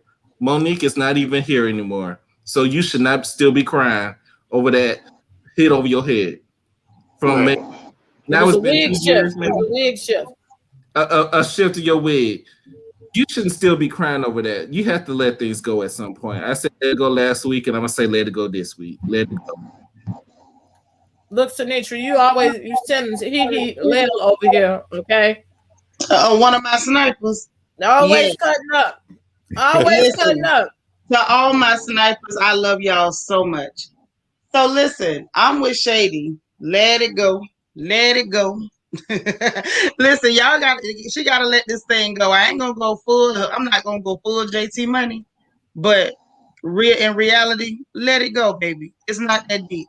You wanted her to help you gang up on somebody. She didn't want to help you gang up on that person. Once again, another reason why I love Auntie Karen. She kept it real. No matter how much you cried and tried to come back and hope she would backpedal, she told you straight up, I don't regret it. And I don't blame her because I wouldn't regret it either. That would be like asking her to regret being real. That lady didn't do anything to you. I'm over it. I'm over that with Candace. And to be honest, I think Candace is really over it too when you think about it, because she wants to move past it. She just wants to feel like she's, holding on to it a little bit to satisfy Gizzard Nick and the sidekick. I think Candace has been over it. Candace wants to be a part of whatever's happening in this court. That's it. I think she's over the wig shift. I think we saw that from how she responded to Mia putting her hand in Wendy's face, because to me, the look on her face was, oops, we know why we shouldn't do that. So I think she's over it. I want her to quit pretending like she's not, just to make Gizzard Nick happy, because that's what I think this is. And she sure did report back to Gizanet as soon as she got through with Karen. She reported back to Gizanet and told her everything. So because that's how she stays. That's how she stays on the show. So because she reports back to her. But literally, I'm with Seanitra. I want her to be over this because we're over it. Like, we literally don't care anymore. You asked to be dragged. You got dragged. Monique is gone. What's next? And you being a mother, we're watching it on TV.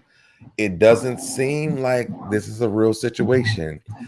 Your acting career, I actually love the acting career for her. She did good in that Christmas movie that she did do. But on this show, like, what are you giving though? What is it? Because we're not going to keep revisiting the Monique situation every single episode. She's gone. What you want is it's done. I hate the fact that they keep doing the flashbacks about the Monique situation. It's Now, this over. is episode 3, and our beloved Monique has been in 3 episodes. And 3 episodes. Is she getting a check for this? Did she get a check for that? I hope she But at does. this point, she should trust Karen. She should trust Karen more than she trusts any of the other ladies. Because at least Karen was honest with her. Karen told her the truth. Like, look, I'm neutral, you know, and everybody else that's flocking to your side, like Shady said, they're not flocking to your side because they just are on, they think you're right. They just didn't like Monique and they wanted to ice Monique out. And Karen didn't hop on the bandwagon. And she came to you as a woman and she said it up front and honestly, like, look, I'm not on neither of you guys' side. I'm neutral. You did things, she did things. And that's the one that you should trust. Most of all, the one that was honest with you. Facts. Look. They were never ever on her side. They just hated Monique. And you said so many great things. They were never on her side. They hated Monique. So they teamed up with her for this. They actually set you up to get beat up by Monique and then stood by your side on purpose. So it was never a thing about you. They set you up to get beat up so they could be on your side because prior to that, they hated you. Right. And you know what? It was a real setup too, Deb, because if you look back at the footage, it was Giselle. Giselle was the one who actually hit Monique. Candace didn't do it. Giselle hit her. And Monique. Listen, I seen that. Oh, she don't want to take this. accountability for that at all. Not at all. I wanted to ask about Candace's show. Is it on Bounce or what was it on TV One? TV One. You messy. Real quick, guys. I gotta go, but I love y'all, Princess. You know, I got your back. I love y'all. I gotta get out here real quick, but I do love See you you guys. later. Bye, Thanks for nephew. coming Love you. over. Bye. Thanks for coming. Y'all need to go into Twitter and say hashtag pay Monique. I'm here for it. If y'all really want to support Monique, she has a YouTube channel. Wednesday she does Tea with Monique and Wind Down Wednesday. So go subscribe, go support, go buy some Mila Eve essential oils and let your house smell good with the oil, candle, and all that. Yeah, Team Monique. I just think that all of this is phony.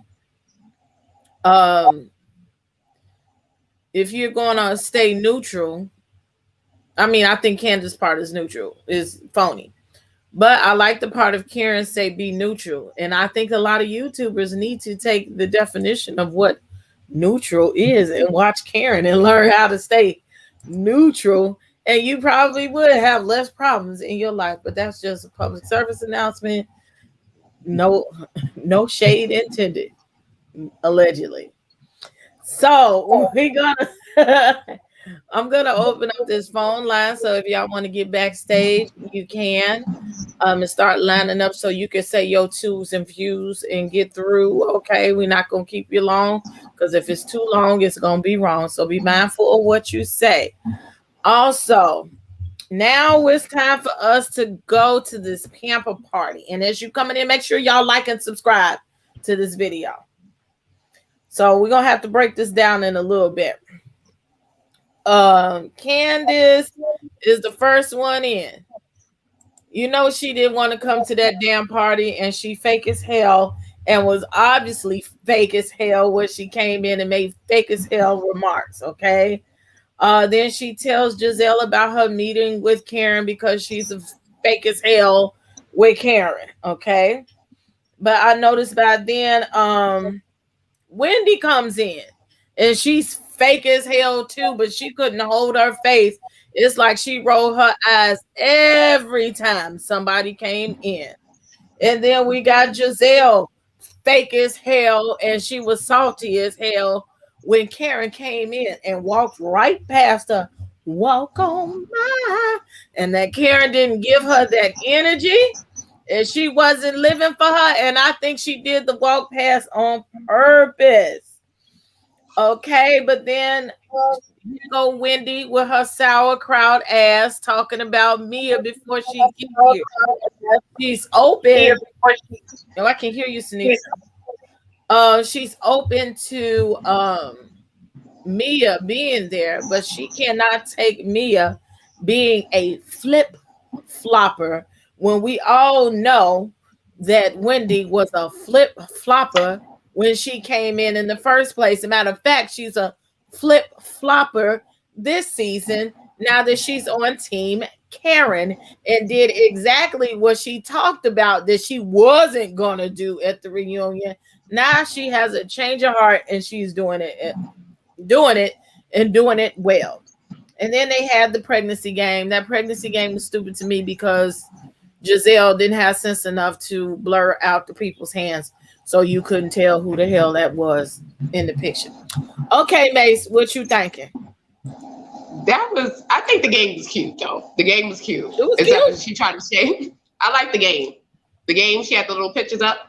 But when Karen came in, and like you said, she paid Giselle dust. She walked right by Giselle. Giselle was like, the neck started coming up. You just started seeing like 4 or 5 of them raise up when she walked by her.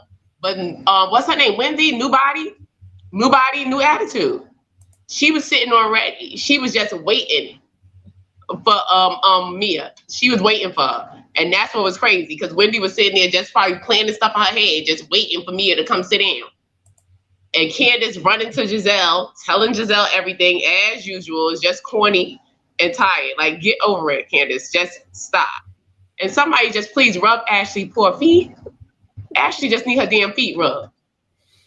She just came there to get her feet rubbed and win all the drama. Come on, Shady.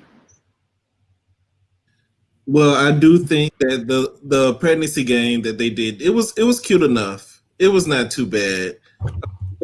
I think when you walk into a room and you know people don't like you, you walk in like you don't even see them, and then say good morning or good afternoon to them last. Oh, hey, I didn't even know you were here. Hey, how you doing? And keep it pushing. But Giselle wants somebody to acknowledge her so bad. She wants somebody to come up to her and apologize for whatever reason. I don't know what they would apologize for. Let that go last season. You came at Monique, you lost. You came at Karen, you lost. If anything, if you can't beat them, join them. You see what Wendy doing. You know, Wendy's another opportunist on the show. She's taking this season as an opportunity to start her brand or whatever she's trying to do is because she doesn't want to work as a professor anymore. Why would you give up a professor job to want to sell candles? But I don't know. But it seemed like it was a good idea for Ashley. He did something nice for her. Come on, y'all get these likes up. I need some more likes. It's enough y'all in the room. Give me about 100 more likes. Sister Seanitra, where you at?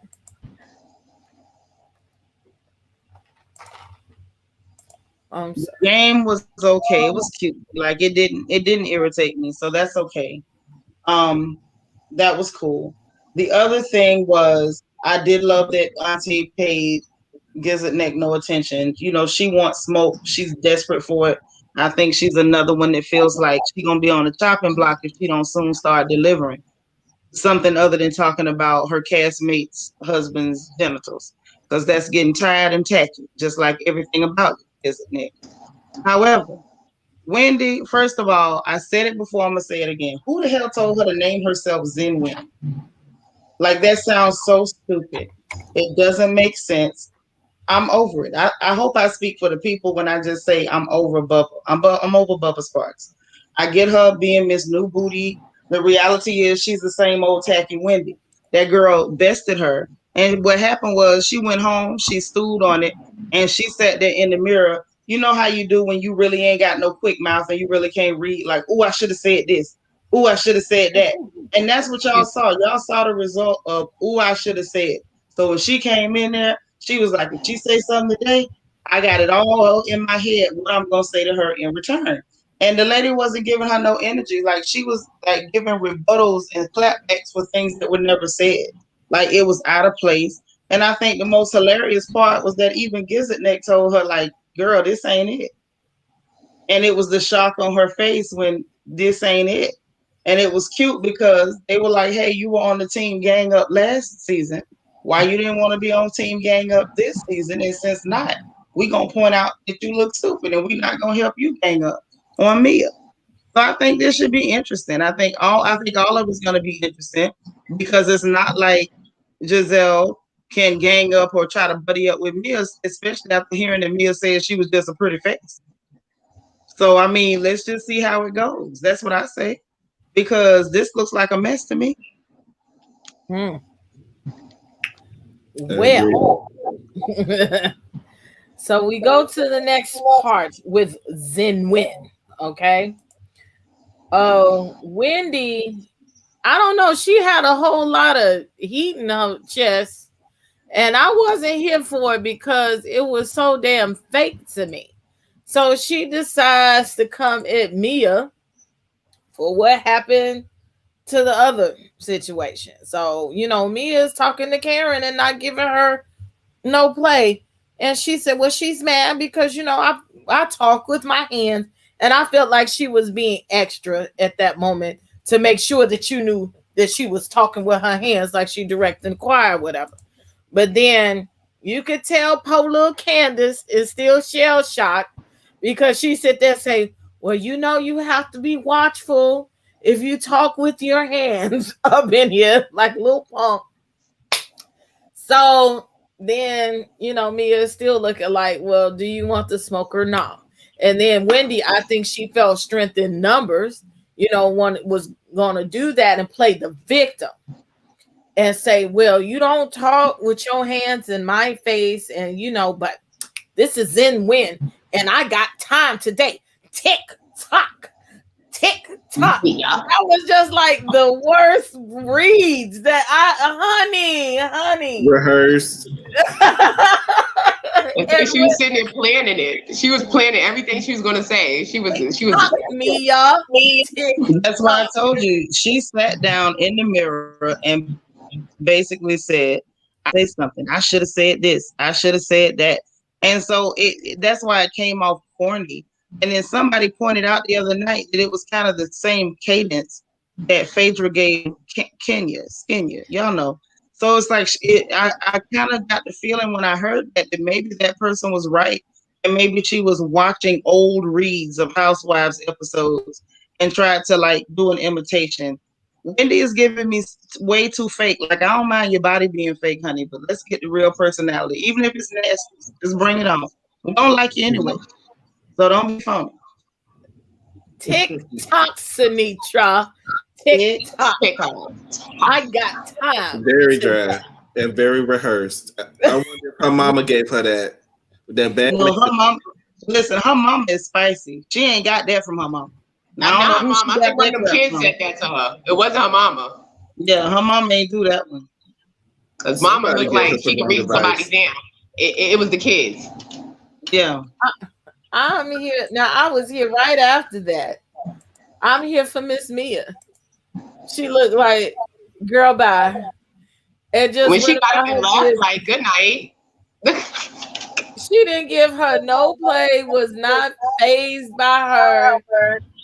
And then she went out on the next scene and said, Jiminy Crickets. Like, this is a girl that's for women empowerment. Like, what's the problem? So I was here for that. And she kept moving because I believe that Mia was about that life. And if you are any type of prostitute of any kind, or you've been in the streets, you done had to slap somebody before, okay? So I believe that she would have whooped Wendy's ass. And she's like, girl, I look too good to be bothered with your foolish ass. And she done went out. But aside from that, here comes Giselle. She calls out Wendy for the bad behavior. And why you mad, sis? And of course, Wendy is pissed off because she feels like I've been trying to be on all y'all's team this time. And then I've been loyal. And I'm trying to, it's my sophomore year in the fold. You supposed to be here for me. to help me haze this bitch. And y'all not doing it, and I'm mad. Maxine, what do you have to say about that? I'm mad that Wendy is even trying to haze somebody. Girl, go sit down. Get the donut that they give you after the surgery and gently sit down. Like, stop. I'm tired of her. Like, and I'm glad Giselle did call her out, though. I was surprised, but I was glad. But Wendy just needs to stop, because Mia knew it was a rehearsed read. Mia walked away from it. She was tired of it, because Wendy, just sit down, Wendy. Just stop. Just sit down. Shady. I think that Wendy's going to learn a hard lesson this season, that she was never a part of the girls. She was with the girls. They used her last season to jump on Monique. But this season, they don't really need Wendy. They really don't. She could be gone next season. So they're going to throw the book at her, put out rumors about her, and they're not going to back her up because she didn't back up Jezebel. And that's the most important thing. Robin was mad that you didn't back up Jezebel. So when she saw disloyalty to her, then that's it. You're iced out. And they're going to plot to get you out. Just like they plotted on Monique, I bet you they're plotting on Wendy. Yeah, but they plot. They have dinners and talk about how they're gonna get people. I do believe that. So Wendy's just gonna have to learn that you was never part of the girls. Seanitra. Listen, Shady done said it all. Y'all may as well go ahead and just shut the window, turn the lights off, snatch the rug in from in front of the door, because it's the truth. She gonna find out that she was never one of the girls. Baby, they ain't never liked you. Just like I looked at her and saw a wet, broken cigarette, they saw that same wet, broken cigarette.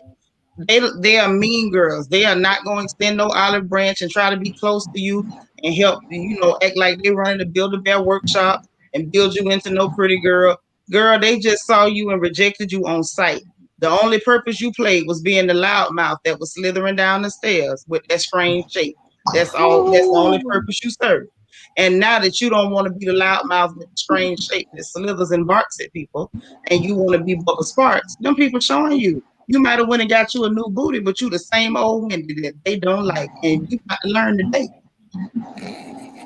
You gonna learn. Wendy needs to shut the up before Mia gives her they're not satisfying. If she's not satisfying their agenda, they don't have no use for her. They're mean girls. Right. And saying that they mean girls, this gives into the next part. They bring Ashley. Ashley, y'all supposed to be there to help Ashley calm down, and she needs to be zen to have this baby. But they want to give Ashley the rundown about this disagreement.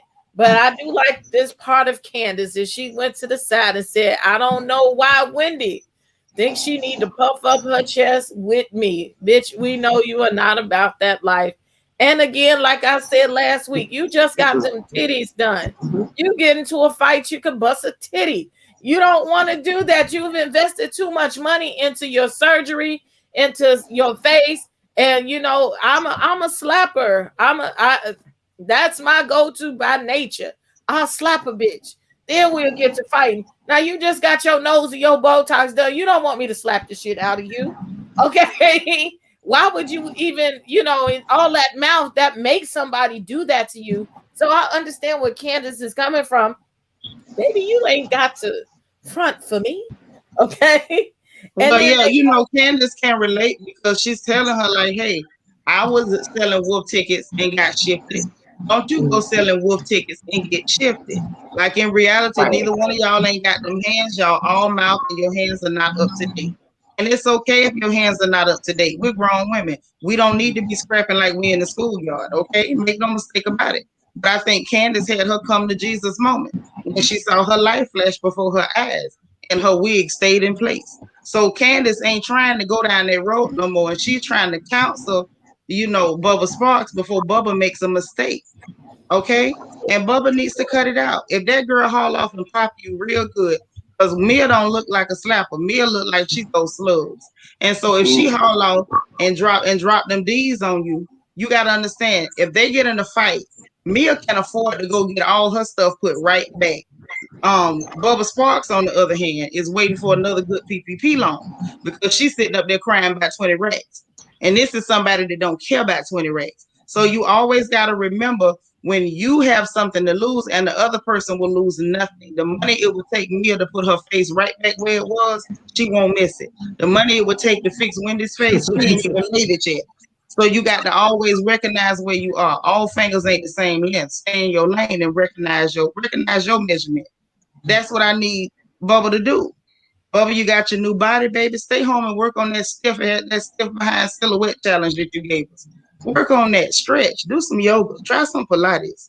Okay, really be zen and don't be just running around here calling yourself funny names. It's strange. So while Candace was leading in trying to give her some good advice, she should have slipped her some of that wig glue that she had.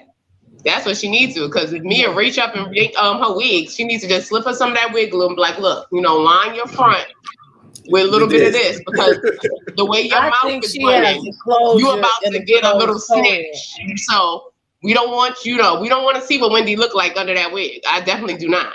I think she got a good old sew in, not a wig. I think she got a good sew down.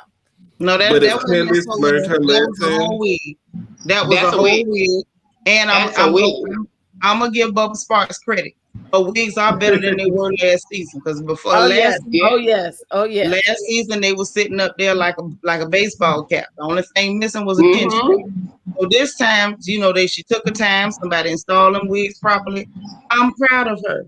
I'm proud of her new booty and her better wigs and nicer hairline. But I want her to keep her wig in place and don't get it shifted, because we don't know whether Candace loaned her some glue or not. Now, right. Shady, what were you finna say?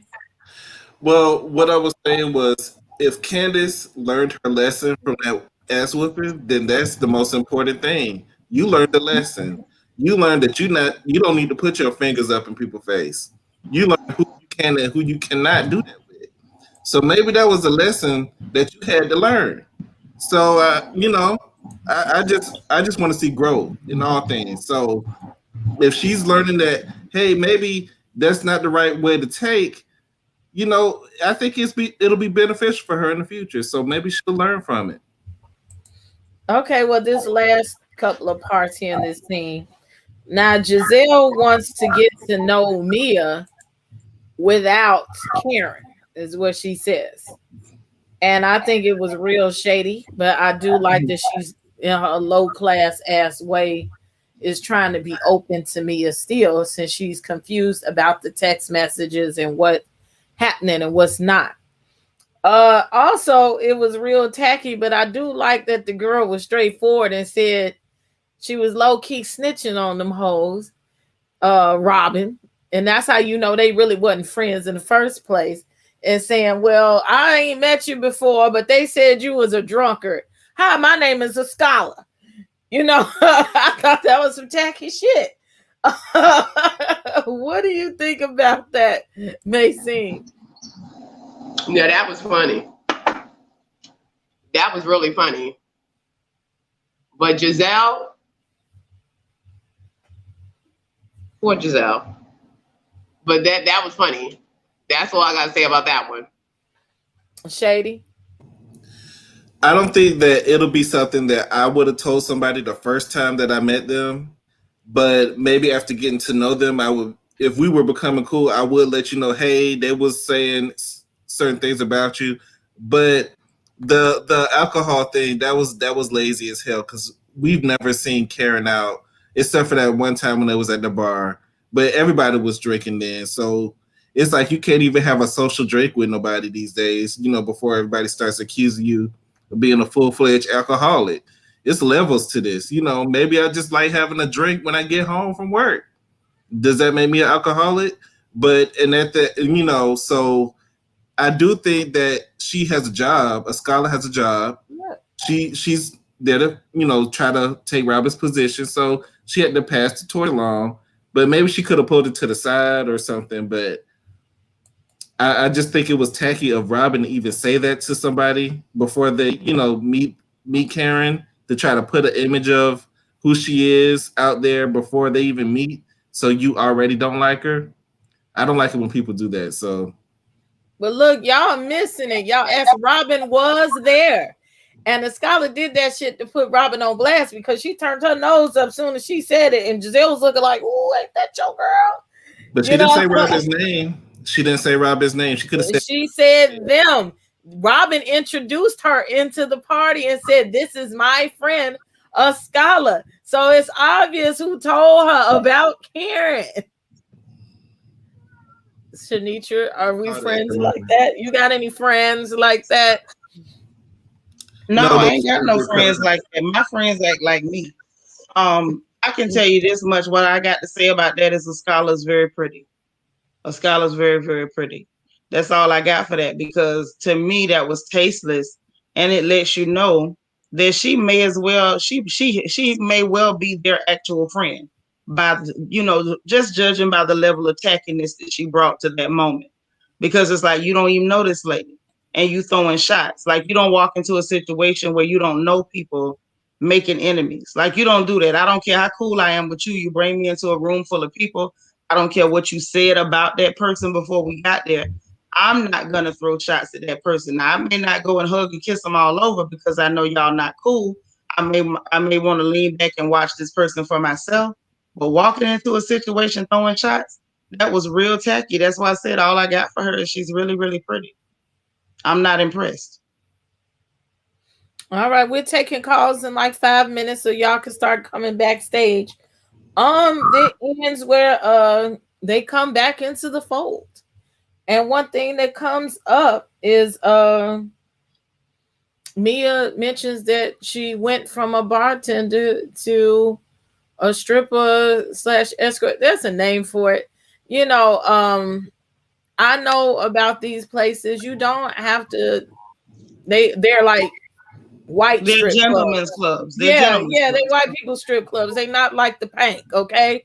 And them women, they don't get naked all the time, and they sit to the side and they do wear nicer things or little gowns. But I'm with Ashley. They got the coochie cut out. They see-through gowns. You know, you got some pasties on your titties.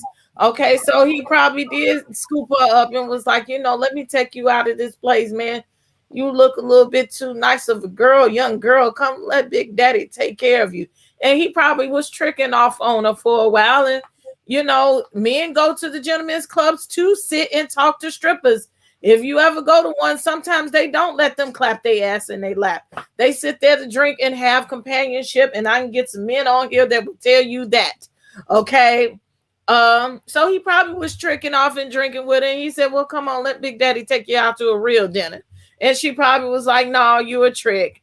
And, it is what it is. I'm not hating. We're not sex shaming these people. That's here. You know what I'm saying? And, hey, I just think that it's good. They tried to call her a hoe, but they all kind of different type of hoes. Okay. They're low class hoes. They're broke hoes. They're stupid hoes. So I'm here for her honesty.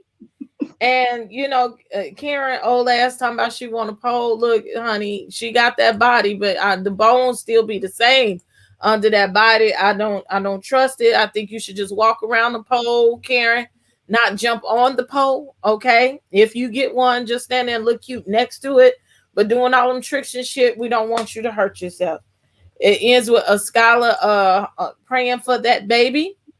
And that's it. Seanitra, what do you think about that part of the scene? I like Mia's transparency. She let them know, what it really was, just broke it down for them. It's like with her, I feel like she damned if she do, damned if she don't. They mad at her for existing. They're mad at her for being her. She told them exactly what she was doing, and I think it's neat. I haven't done it. My mama's still alive. There's a lot of stuff I ain't gonna do while Emily's still breathing. Y'all not finna go tell her that I was walking around showing all my cookies and pastries to people with pasties on. But much love to you. Big ups, Mia. Show them what you got.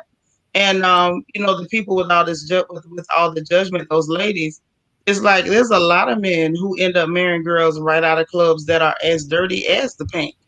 So the fact that he got her out of one of those gentlemen's clubs that's on the other side of the tracks, I'm just really not shocked. I don't see the scandal. I see no scandal. The only thing scandalous is you got people like Gizzard Neck and them who done passed it out for a lot cheaper. As far as Ashley goes, you still earning your money, torn rectums and all. So when it comes down to it, you don't get to judge another woman when your life ain't squeaky clean. That's all I'm saying. I like this lady. I think she's pretty cool. But Princess, I gotta jump down. Not the best tonight, but I love y'all so much. It's been fun. It's been real. I always enjoy visiting the house of the princess. Love the royal citizens, and for all the royal family in the chat, y'all hold it down and support our big sister over here, okay? Love you guys. All right, have I'm a gonna good check one. on you later, okay? All right. Good night, y'all. Good night. Again, y'all hit that like button, and we also have Seanitra's information in the bottom of the chat in the description box. Go follow her, go join, and be a royal family member. We love her. Thank you, Kayla Trees, for your super chat. Great panel. I enjoyed the show tonight. We enjoyed having you. Bring somebody to the service with you next time.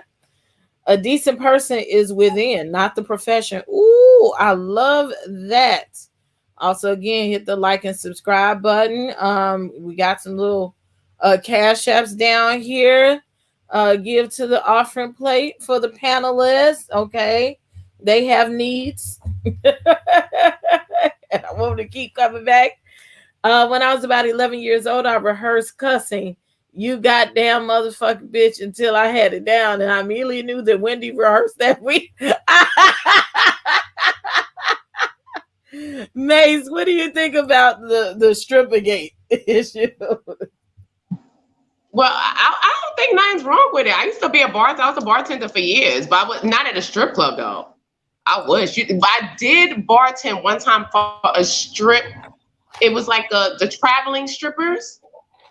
They used to come in town and you go and the shows, and then somebody will hire you, because I used to bartend. So if somebody asked me, would you work my show? I'm doing a strip club, and I made probably about $3,000 in 3 hours because the cops came and shut it down. But just you was working at the lockdowns. I was bartending. That was back in the day. I had a car canal dress. I'm old, so but that was different. Oh, shady. It's nothing wrong. That's where you find the best senior citizens at. Like, she got her little senior citizen man to take care of her. She got her little guaranteed, whatever's coming in. He seemed like a good man. He got a young spirit. And I think they just hating. They hating on her and her new clitoris. They hating.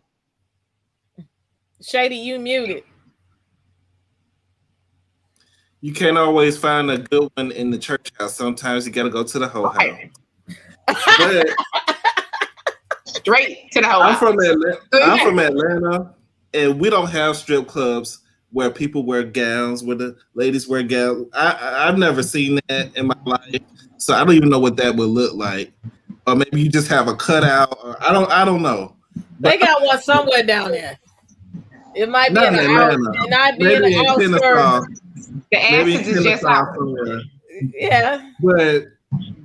But as far as Mia, she took the scandal out of it by telling everybody, because they were already assuming that she was a stripper from the last party at Karen's house. She said that she was a bartender. So I think she picked up on, they were already assuming that she was a stripper.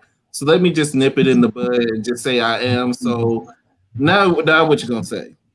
So to me, the stripper storyline is old as well. That's been on. I mean, it's not really much of a scandal these days. So what else are you gonna talk about? So she took the scandal right out of because that's what what's the name? Wendy was trying to use, and the clip busting up. They're gonna use that as much as they can too. But Mia, don't let them spray you with your own information. So I understand why she did it. But a lot of them do the same thing. Because like Karen said, she met Ray at the caucus, the black caucus. Like they go to these places and they set themselves up. They dress pretty. They get their hair done, and they go to these places where they can find these men of means. So what does that make you? But I think Karen she participates in the black caucus. Yeah, and yeah, but she was there. But I think she was there when she was single. We don't know what she was doing then at the She black went in the caucus. This was bathroom. it. She went in the Waffle House bathroom. I bet you that. Yeah, we don't know what she was doing then. At the, we don't Karen know. wasn't busting down quite like. But I don't think she wasn't doing all, you know. But a lot of times, you put yourself in these positions to meet these men. Like they get themselves dolled up. They always looking pristine. They wear the name brand clothes. They wear the jewelry, and they go set up in these certain, like a lot of times they say go downtown to steakhouses and cigar bars and just sit there. And the millionaires and the men with money will come in there. You're putting yourself she was just taking off her clothes. Most of them be hoes. That's a different type of hoe. That's a call girl type of hoe, but it's still a hoe. You know, opportunities. It's levels. I'm glad she told her own story. Like, yep, I was a stripper and I'm here for it. And I think Ashley and Mia should be more friendly. I think, well, maybe because she's pregnant, I don't know, but I don't think Ashley should be looking her nose down on or Mia the way she does. But I'm surprised at that. I'm really surprised too. Pregnant. But I don't know. Even though she talk about Mia with Mia, I think she probably would sleep with Mia though. She definitely would. Before her husband would. Right. I think Ashley would give us some cat. I think she would give us some cat. Wait, did Michael meet G yet? Not yet, right? No, he didn't come at all. He hasn't come to the parties at all. I don't think Michael's going to be a part of the show because that last season was really bad for him. So I think that he's going to. Well, he's trying to be a daddy. Trying to be, and Juan is definitely not here for the show. Juan has checked out. I am so glad that Juan Dixon is not here right now. He should have been there because he was cutting the food. Knocked you right in your head and said, "Judy, shut up." Because what was Juan gonna do with big old? He Chris? is not coming for Chris. They probably would have went somewhere and had a drink. It was like, man, you know. That's what would have happened. Look, Ashley has been gushing over Mia since the click comment. Like she probably like, ooh, I want to see, you know. Yeah, she said, I ain't never had it bust down like that before. Right, but Ashley want to see the before and after. She like, I'm gonna see that. How bad was it? She smile every time they say that. She be like, you got your clear done. Asked about her C-sections and her booty hole and everything else. She opened that door for people to talk about it. So she opened multiple avenues for that. So they're going to talk about it. So let's take our calls as we winding down again. This last call for the calls. Y'all calling in, because I know Watch D said she had something to say. So you better get your assets in the backstage, ma'am, and Drea too. But we gonna take a call from Miss Beatrice. Welcome back. Hi. How y'all doing? Loving the show tonight. Well, thank you. Robin. Why is she even, as they say, why is she here? Why is she even on the show? She doesn't have anything going on. Those bedazzled Walmart hats, nobody's buying. And how in the world are you even making any orders? And for you to be so tired, it don't take that much to bedazzle a hat. But she don't do it. She ordered them from AliExpress or Alibaba.com and then just put them in the box. Well, her boys quit. What her boys called the child labor laws on her, because she had them in the kitchen doing her hats last season. That's because she only had 7, and that was for the cast. Now they sleeping during the pandemic too. They too tired to work. All she feeds them. They on strike. And they gotta go to school now, so they can't do the orders for her. So now they protested labor laws. They on strike. I know that is. I would just be too embarrassed just to even be seen on TV in my pajamas, just sleeping. That's all you got going on in your life is to sleep. She said Not with, it's the pandemic. It's the pandemic. like you You the only know one what? going through it. Well, it's sad to say is that it's the pandemic, but that was on the last leg of the pandemic. Everything started opening Mhm. back up. So what's the excuse? Look, I think Right. during that time they had the insurrection and everything going on. That was open. We have to tell DC Rob was because when open. Juan leaves us, she gonna blame it on the pandemic like Giselle did. Yeah, As soon Every as Juan year. leaves us. It it was wasn't the pandemic. no 2x4s to finish making my house. I just You know, I don't even know why they putting up this charade, and then every time anytime she's asked anything about the relationship, even when Andy asked her was her money from the investment going to help towards she was saying they was going to have a house built, and she said and he asked if that little income was going to help towards building a house or whatever it was, and she had to think about it, and she said, well, eventually means you're not making no money. She said the same put thing about something her on the wedding. grave. Mm-hmm. I look, they can just get rid of her. And the sad part about it, when she's there, nobody even noticed that she's there. Because That's the sad. she's a non-factor. And I'm like Kim Clearly, Kardashian, you're nothing to look at. You're the least yeah. interesting to look at. Well, The way she rolled out of there with them pajamas. Well, you know what? Maybe that's what she need to invest in. Maybe she need to start selling pajamas. Right. And still See, no I Portia gave has, her look, idea. I did. Portia has her sheet. She can have pajamas. But we Yes, and like they will be Portia called though. the Tide Crew. Thotonomics is in order. Thotonomics. I'm gonna have the Thotonomics shirts out soon. I think Robin is depressed because she know Wands ain't never gonna marry her, and if she lose this gig, she gonna be the shift lead at McDonald's. Well, why not Chick-fil-A? I see She her at already working at the Chick-fil-A. Potomac Post Office. See, those hats is coming out late because she working at the Potomac Post Office. That's why those hats are not getting delivered on time. I see her more at Arby's. Maybe Arby's. Yeah. Well, Well, thank you. Go ahead. here's the thing. Well, here's the thing about that. What I think with her and Juan, how you gonna divorce each other and stay together? I think he divorced her.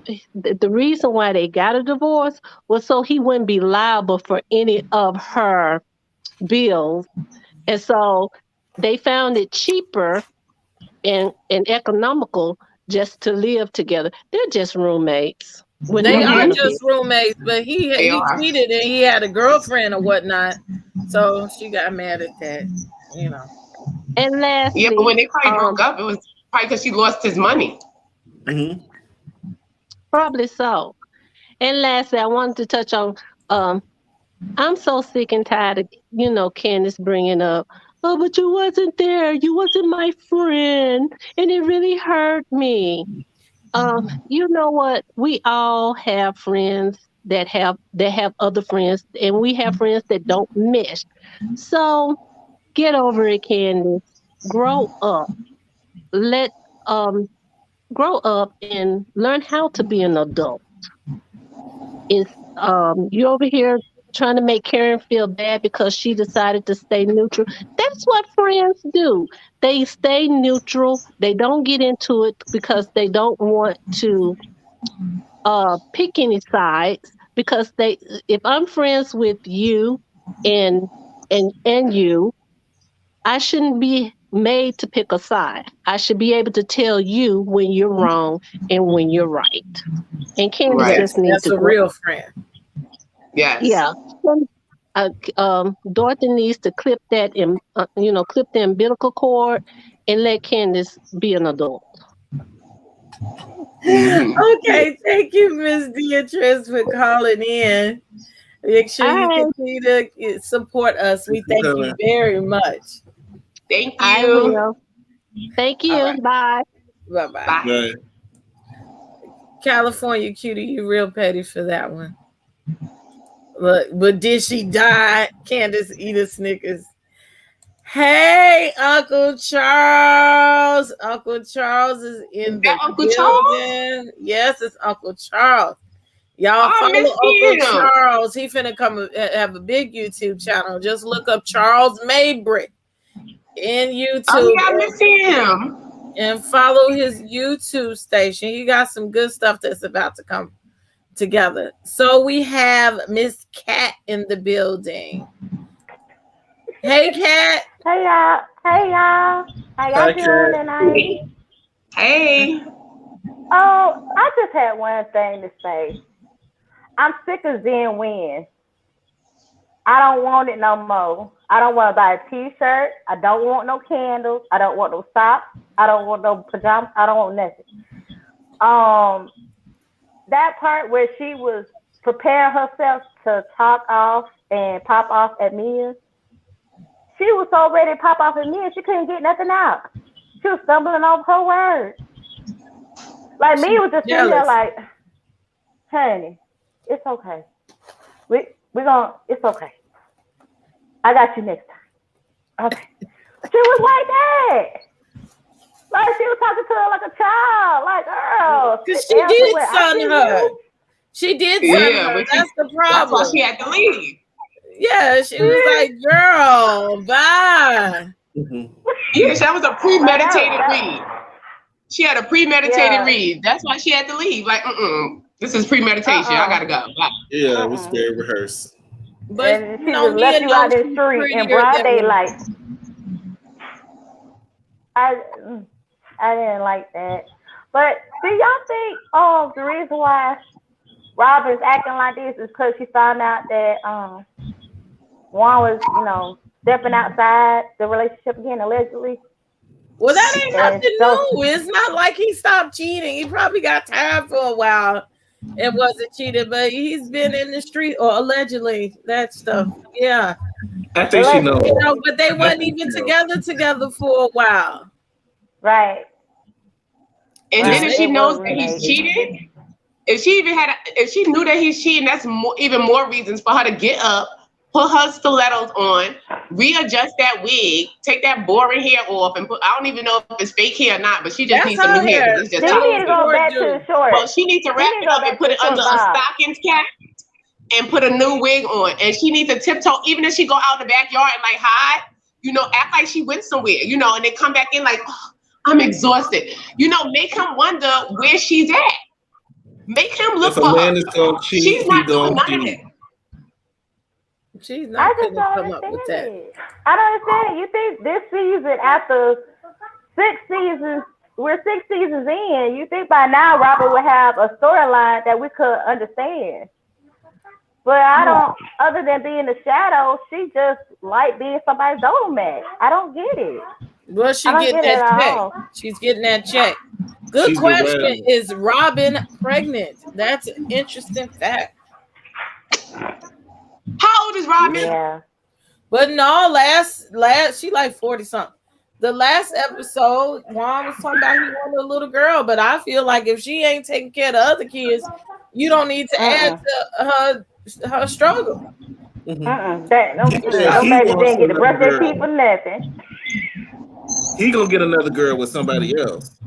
Right. That's what I was thinking. He didn't say we gonna have a girl. He said he wants another girl. So he's talking about it to get her mentally prepared for it. He's trying to get her mentally prepared for it because Robin ain't having no babies. Robin not pregnant. I wouldn't want to have no babies that old, no damn way. I'm good. It's time to lock it up. Yes. Them eggs is dust right now. Please stop. That is powder. If she was pregnant, she would be showing now at this moment because this was filmed a few months ago. So she would be showing. That's true. She just pregnant with lazy. But thank you, Miss Cat, for calling in. Y'all have a good night. Make sure you call back in and support us.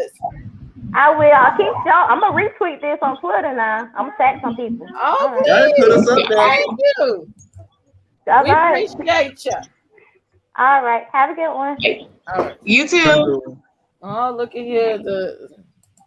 Y'all see me looking around. The pets is over here doing something. Oh, he done went in the They closet. jumping Something over I the can do. place. He went in the closet. See, this is why I don't have pets. I guess don't drink How's nothing. you still have your cat? It comes over here sometime. It's in here. Is it? Okay.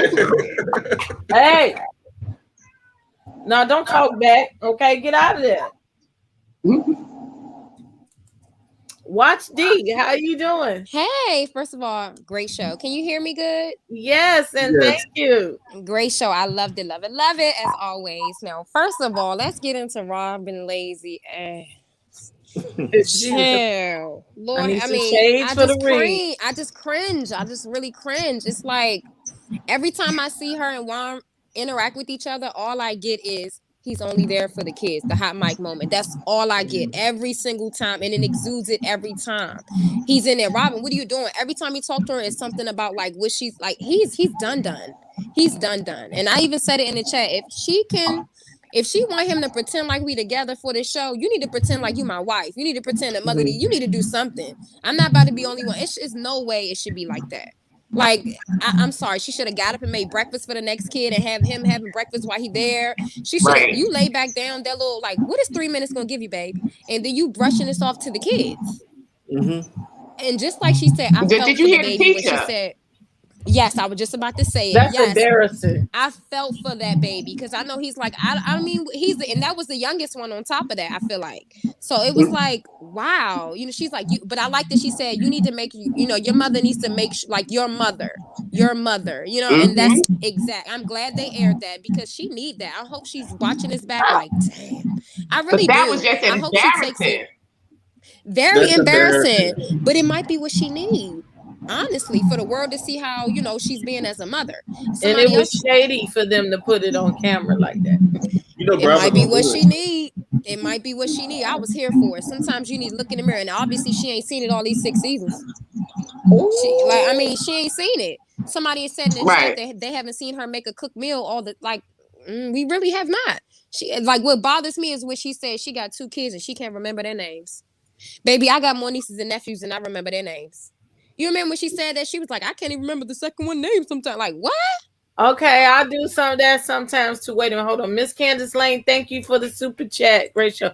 Look, sometimes when you're tired, I'll be like, you know who I'm talking to, but I don't think she ain't doing nothing to be that fatigued. So I don't know. Right. Yeah, I mean, I have 4 brothers, so, and they all names start with a D. Except for one. So I ain't gonna lie. Sometimes I'm like, you come here. I mean, whatever. But at the same time, those ain't my kids, And then 2, it's more than 2 of them. I don't know. I just felt like I'm not a parent, so I'm gonna just back up on that one. But I just felt like, come on, Robin. Come on, Robin. To me, it was her whole attitude with it, And Miss Crying Candace. Child. I think she's gonna drag her tears out to the whole reunion again. I honestly think what else she gonna talk about? I mean, I really think she's gonna drag this out for her not trusting Karen, but you're gonna say, I'd love for you to see the new house that my mom bought. I just don't get that. I love for you to see the new house, but you don't trust her. You got her looking at the kids that aren't even your, like, what? For somebody I don't trust, you ain't gonna be looking at my stepkids. You ain't gonna be in my home. I'm gonna meet you at the porch. I'm gonna meet you in the We're driveway. gonna go to Starbucks. And we're gonna talk this out. I'm not gonna offer you no tea, nothing that. None of that. No. So it's just a storyline. It's just so fake. It's just too much. Hey. And I kind of want them to target her this season. I know they're going to get windy, but I kind of want them to target her off the show this season for real. But I don't know if they still feeling bad, like her hair is still tender from the wig pulling. I don't know what I kind of want them to just eat her alive so she can see how she played herself last season because they set her all the way up to get beat down, dragged down. That's just how I feel about it. Giselle. I mean, I really don't expect much from her. Like, I mean, the neck is. I mean, I don't expect nothing much from Giselle. I mean, I think that what they're Robin are trying to do, they're trying to take Karen's friend. That's all. I think they're trying to take. We need a new, because if they can't beat him, they're gonna try to join him. Because that's all they've been trying to do is take people down since when they came on there. You're new. I'm gonna take you down. I'm gonna have a moment with you, or whatever. Like I said, I know people don't like it, but I love it when Katie was on there. Katie gave them business. I like Katie gave them the business. She ain't care. She said it. She could have gave it to them all. I like Katie so much, and I wish they can kind of bring her back. I know, but so do Ray. I didn't know he was looking at Katie though. That was a shock. I She ain't got no know. titties. I know. And I'm sorry, I'm biased, so I feel Seanitra on that one. I love me some Grand Dame. No, she can't do nothing wrong. I'm sorry, but it just irritated me on the first. I think it was the first episode or second episode when she said she's starting to realize Giselle wasn't a good friend. Giselle been not a good friend since she did the whole Uncle Ben tax thing. She been shading you since day one. Why is it taking you this long? Let her go. Cut her loose. We're done. Like, I just giving her chances and chances is, to me, giving her more time in your space to hurt you when they do these things, play with you. Oh, Karen, I'm here for you, and then shade you and all this. It's below the belt. It's just too much. I can't take it. I can't take it. And y'all know there ain't nothing zen about Win. Ain't nothing zen about her. She practiced them reads. She knew, she watched herself over and over last season and knew she put her foot clearly in her mouth, like her own self. And I love it. They're gonna turn it right back on her. And she's like, "What? Y'all don't have my back? I'm here for y'all. I'm coming at Mia for y'all. Ain't this what y'all do? Y'all attack new girls, right? I thought I'm doing it right. No, baby, you're not doing it right. You're not doing it right because you always trying to get in where you fit in and try to fit in where you think you can get in. And this is why you at where you at. Now they coming for your marriage, and then you're gonna see how it feels. So I'm ready for her seat to be real hot too. I love the new girl, Mia. Mia is everything to me. I love that she owns it and she's giving it. Between her and Karen, they're giving real housewife realness. And that's what we need to see. Women with a little wealth, women that are doing their business, and women. What are the other women really bringing? No one buying them hats. We already proved that. It's been sold out since the website been up. Went through all of that. And where is the Hue beauty? What beauty is the Hue have? What happened with that? That was liquidated. It was liquidated. Sure. You weren't telling enough. Sure. Sure. She said sure. Like we said, we saw that one season and it was done. She's just gonna be the Bravo's producer's puppet for. I never even saw the bottom. Well, there you go. I never saw it in stores. I haven't either. I didn't know she was gonna have a store. I thought she was gonna have it in stores near you. Yeah, I haven't seen it in the store. Yeah, I haven't seen Walmart. It's supposed to be at Target. It was exclusive over there in the DMV, allegedly. That's what I'm in the DMV. I ain't seen it. I ain't seen it. Okay. I lived everywhere in the DMV, from Maryland to Baltimore. I ain't seen it. Okay. I'm just being real. I have not seen it. Maybe I'm not shopping in the right places, but I ain't seen it in no Target, and I didn't see it in the Walmarts. Maybe where do I need to go? Where do I need to go? I know it ain't nowhere higher. The corner bodega, Oh, okay. You know what? I didn't freak with them too often. I might check now. And somebody said in the chat, is Robin pregnant? He's not gonna get that woman pregnant, because my thing is, if she gets pregnant, she's gonna be even more lazier. Granted, she's gonna be pregnant, but she's gonna be even more lazier than she's ever been.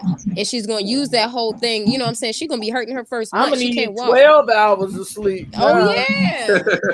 15. She ain't gonna be no good. Right. She's gonna be like, just let me stay in bed all day. The doctor said, the first month I need to chill. So that's how it's gonna be. He's not having no babies where he's preparing her like, listen, this is about it.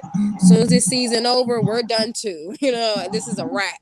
He is not there. You know what I'm saying? Just like Kat said, allegedly he over there in somewhere else, and he ain't home. That bed is nice and neat, flat. He ain't home. He ain't in that home. Not at all. No, that's how it was made up. It was. I think he just comes in and check on the kids, and like she said, he let the producers in. He's like, hey guys, I'm just getting in. Let me go ahead and let you guys in. Yeah, your call time is at 6 a.m. Or according to her 8:59 right before the kids get up. You know what I'm saying? But I want to say thanks, Alinda, for the super chat. Thank you for your. That's probably why she's sleeping so much, is because he's not there. Probably, and then she probably was surprised, like, "Oh, you here already?" But the camera crew is there, so you still should be doing something. Yeah, like I can't believe she's using this as her storyline. Like, how dare you? You know the rundown. It's 6 seasons. It's like you do not want the everyone to see you like this. Like, do you really? Mm-hmm. That just bored me the whole time. And the new girl, Escala, She's just pretty. I'm sorry. I think she's boring. I don't know. It doesn't even seem like she's going to give us much at all because you barely see her in any of the highlights and the trailers and things like she's given anything. But we're going to see. But she's definitely Robin's replacement. And I'm hopefully she can bring it once Robin, once she fills the girls out, she can bring it. I definitely think she's a replacement. I agree. She's going to replace that thing and she's going to come in smoking hot and she's going to give everything Robin cannot. Because Robin's storyline for the past 6 years has been boring. Like, you have a storyline on boredom. On boredom. That's why she has to tag along with the brain. Pinky has to tag along with the brain. She has to. It's nothing given with that. If she doesn't have the brain, it's nothing given. And I know Giselle's like, oh, come on, please. Because I heard Giselle was the one that allegedly pushes her back on. Like, they don't want her every other season. They're like, okay, we're done with her. And they say Giselle kind of advocates that, like, come on. That's my good girlfriend. Mm-hmm. Like, come on. I Giselle's a top dog. Giselle's a top dog up there. She needs a sidekick. Yeah. Oh, yeah. She done pushed everybody. She needs a guaranteed sidekick. But you can tell the way Giselle moves, she needs that cosigner at all times. She even when she say shit, she look around like she needs a cosign. Well, she done pushed everybody out, on that damn show with her and Portia. So now it's just her and Portia. So I think she got some little leverage. Some little leverage. It was just a little bitch. Yeah. But the other girl on the little chat room show, she really wasn't that spicy. So I mean, I give her that. She wasn't as spicy as them too. She just sat there. But I mean, I wish her the best too. They say she's doing great. Outside of that, so she's done with the whole Bravo to begin with. Good for her. Didn't watch her show anyway, but good for her. But I mean, I'm here for the season, and I'm ready to see what they're gonna give. I'm tired of talking about Monique and that they're gonna cut her a check. I always felt like she should send them some papers that don't say my name, don't talk about the situation, and see how much are they going to talk about this. See how much Candace is going to carry herself. If she send them something and say cut it off, don't talk about me. But she done waived them rights already, and they gonna bleed it dry. It's annoying though. But it's okay. Give them some paper, you know what I'm saying? But cut my girl a check. Pay Monique. Hashtag. Right. Hashtag pay Monique. And that's how I feel. She saved them last year. She's saving them again this year. Seems like. What's going on? Yeah. Well, that's. I ain't gonna keep y'all too long, but that's just what I had to say about it. Hashtag pay Monique. But thank you, girl. I'm back in the chat. Thank you for calling. That's Watch D, and y'all might need to go watch D. She has her own channel, so go subscribe and find her and check her out. So, any closing remarks, Mase Marow, and how can they find you? Well, you can find me here every Tuesday reviewing the Housewives at the House of the Princess. And you can find me on Instagram at Mase_Marow. And that's about it. Okay, any closing remarks, Mr. Shady? Well, I just want to say I'm having a good time throwing shade with you guys every Tuesday night. I'm looking forward to next week's episode. It seems like it's going to be a little bit more eventful. Some things are going to take place. So I'm excited about that. You guys can find me on Shadier Room on Instagram and on here on Tuesday nights. All right.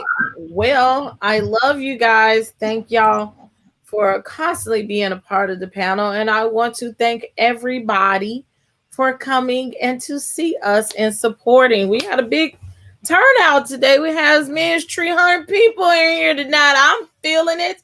Okay, I'm feeling it all over. First, if you haven't, especially if you're watching the replay, please stop and press the like button, and most definitely press the subscribe button to support Black business. If you for Black business, press the subscribe button. If you want to know when we're coming on every week, press the notification bell.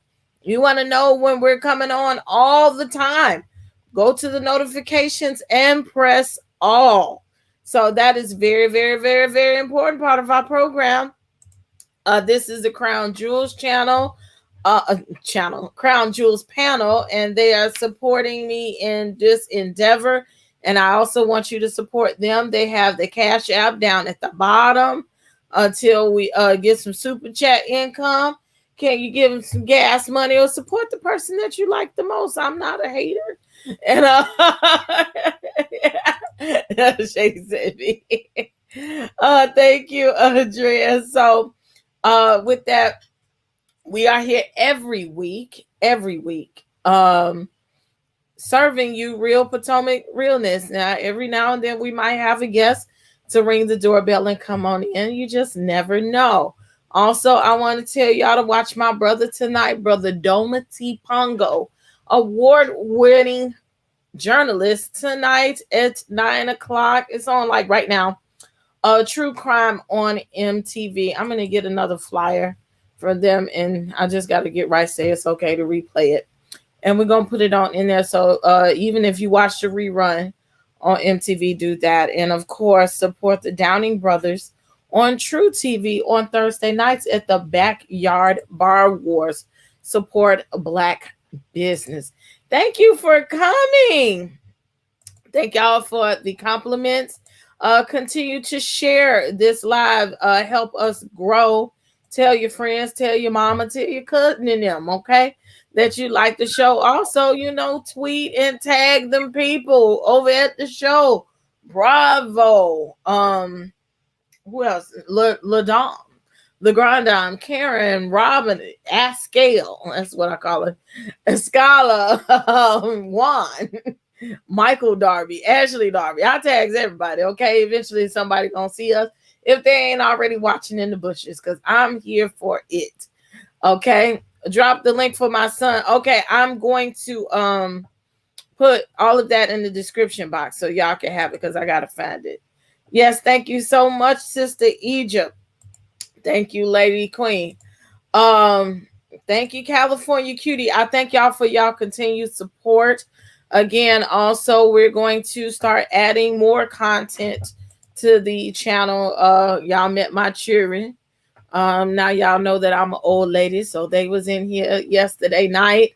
Also support my business, Royalty Beauty Brands. I appreciate everybody that's buying lip gloss. Y'all buying it left and right. Also, I'm going to hurry up and get my thing together. Partially why some things haven't come out, because I got to have proper pictures. I'm real picky.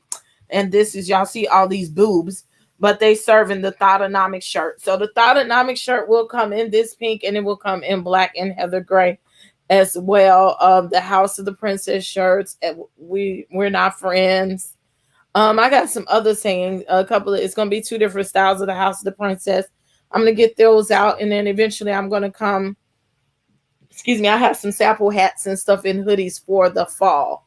And if you want to join the throne room and you want to give some advice, you want to get some advice, email me at houseoftheprincessinfo at House of the Princess. Join the blog. I'm going to update it really soon. I'm working here.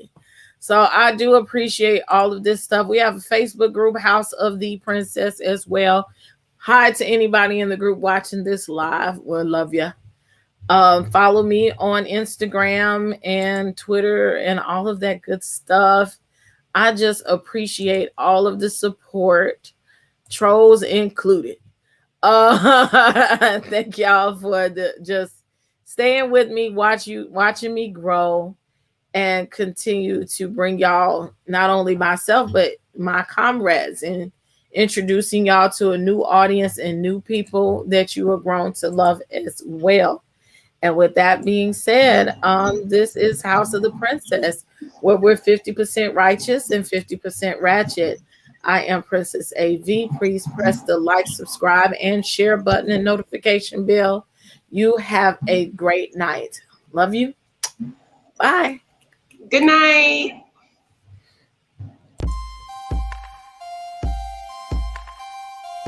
Royalty Beauty Brands is a female, Black-owned beauty company with all of your cosmetic needs in mind. Right now, we offer hair extensions, eyelash extensions, and our flagship product, Yumbella Lip Glam. Coming soon to add to our product line will be promo merchandise, lip oil, lip scrub, beard oil, body butter, body soap, and makeup, to name a few.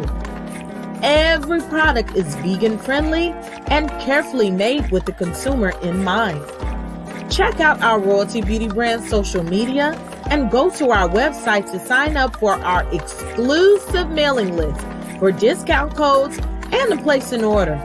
Don't forget to leave us some feedback. Royalty Beauty Brands. We see the beauty in you.